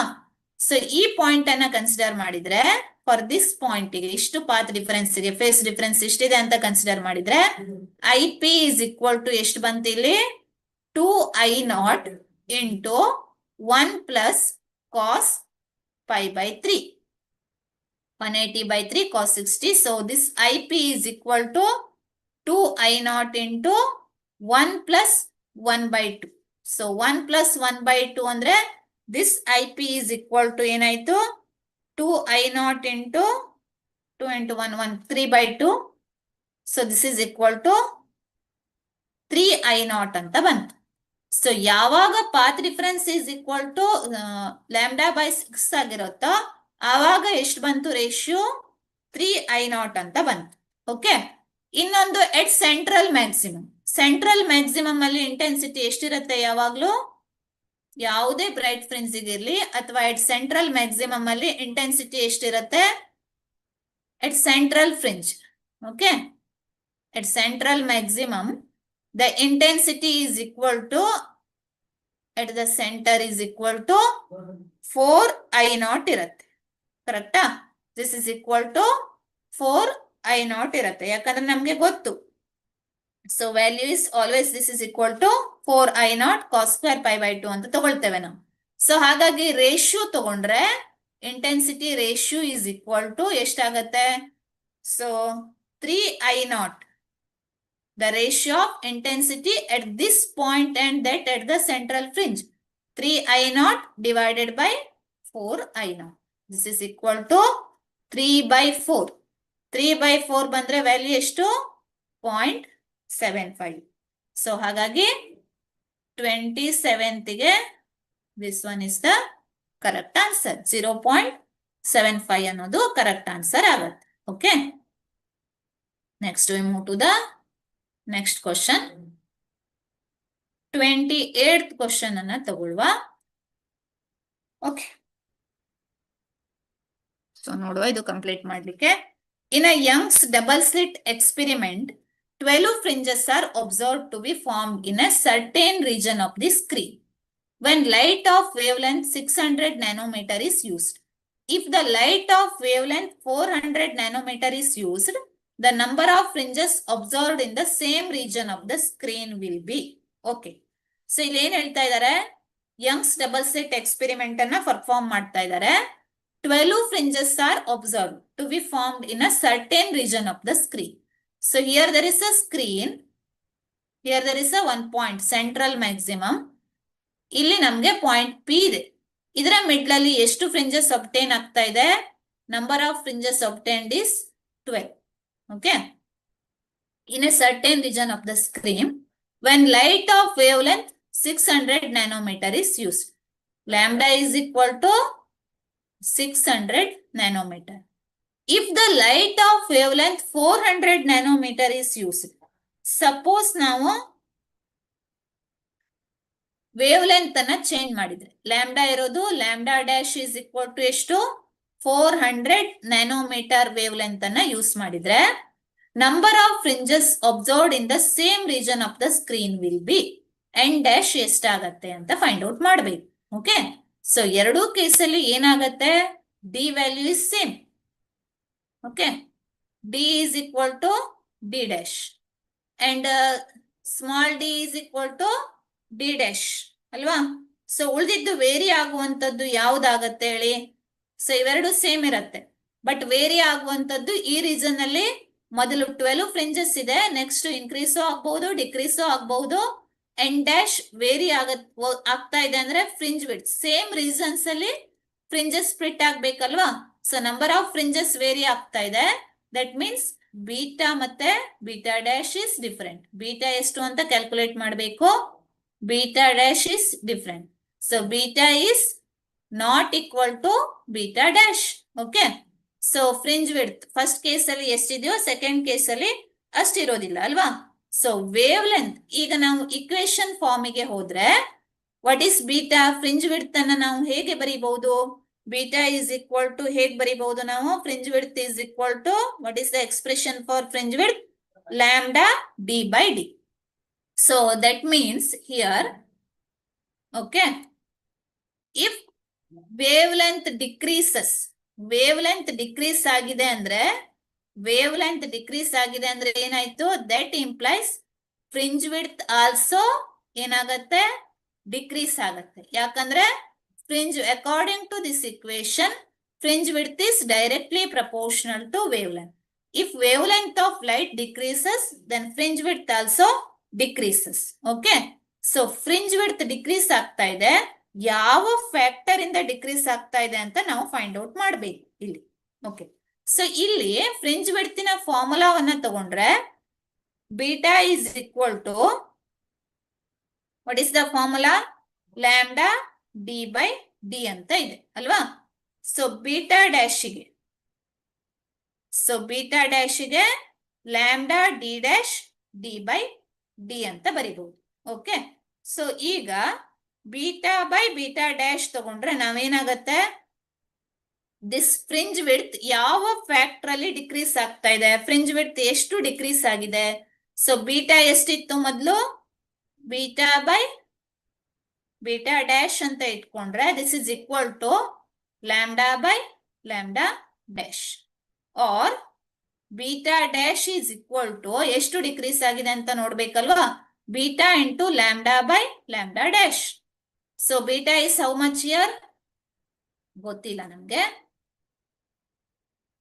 lambda ಎಷ್ಟಿದೆ, first case ಅಲ್ಲಿ 600 nanometre, that means 600 into 10 raised to minus 9 divided by second case ಅಲ್ಲಿ 400 into 10 raised to minus 9.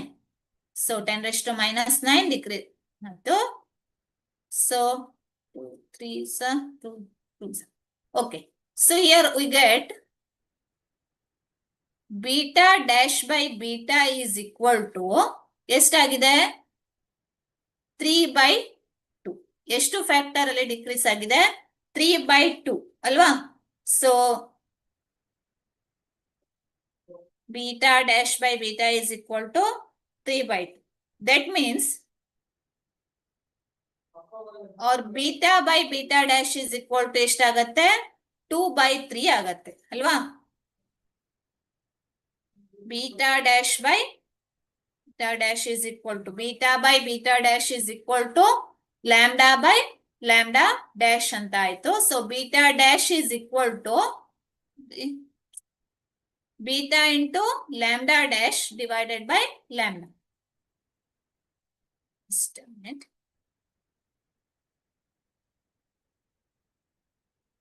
So formula ಏನಿದೆ,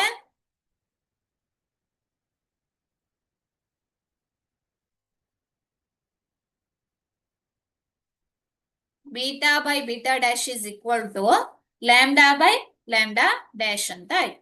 or this beta dash is equal to lambda dash divided by lambda into beta. That means 400 divided by 600 into beta ಅಲ್ವಾ. So ಎಷ್ಟಾಯ್ತು, 2 by 3 ಆಯ್ತು. ಅಂದ್ರೆ fringe width value, fringe width ಏನಾಯ್ತು, decreases by a factor of ಎಷ್ಟು, it is by a factor of ಎಷ್ಟು decrease ಆಗ್ತಾ ಇದೆ, 2 by 3 value ಅಷ್ಟು ಡಿಕ್ರೀಸ್ ಆಗ್ತಾ ಇದೆ.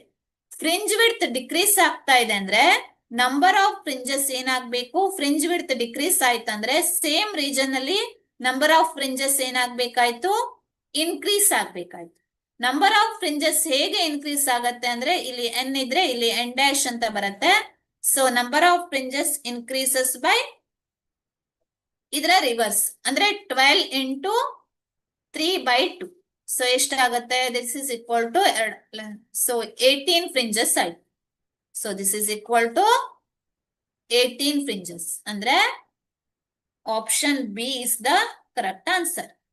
ಜಸ್ಟ್ ಇಲ್ಲಿ ನಾವು ನೆನ್ಪಿಟ್ಕೋಬೇಕಾಗಿದ್ದು ಏನಂದ್ರೆ, ಸೇಮ್ ರೀಜನ್ ಅಲ್ಲಿ ನಾವು ಫ್ರಿಂಜಸ್ ಅನ್ನ ಫಿಟ್ ಮಾಡ್ಬೇಕು. ಸೊ ಬಟ್ ವೇವ್ ಲೆಂತ್ ಅನ್ನ ವೇರಿ ಮಾಡಿದ್ದೇವೆ, ವೇವ್ ಲೆಂತ್ ವೇರಿ ಮಾಡಿದ್ದೇವೆ ಅಂದ್ರೆ ಫ್ರಿಂಜ್ ವಿಡ್ತ್ ಆಲ್ಸೋ ಏನಾಗತ್ತೆ, decreases.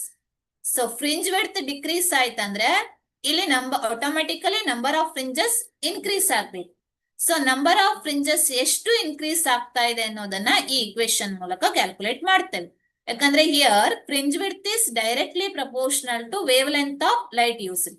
So if the wavelength of light used decreases, then the fringe width also decreases. Okay. So I hope ಇದು clear ಆಗಿದೆ ಅನ್ಕೋತೇನೆ. Next ಏನ್ ಮಾಡೋಣ. So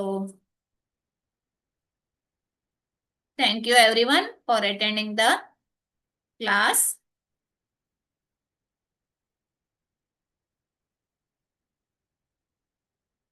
Okay, so we complete the wave optics chapter here.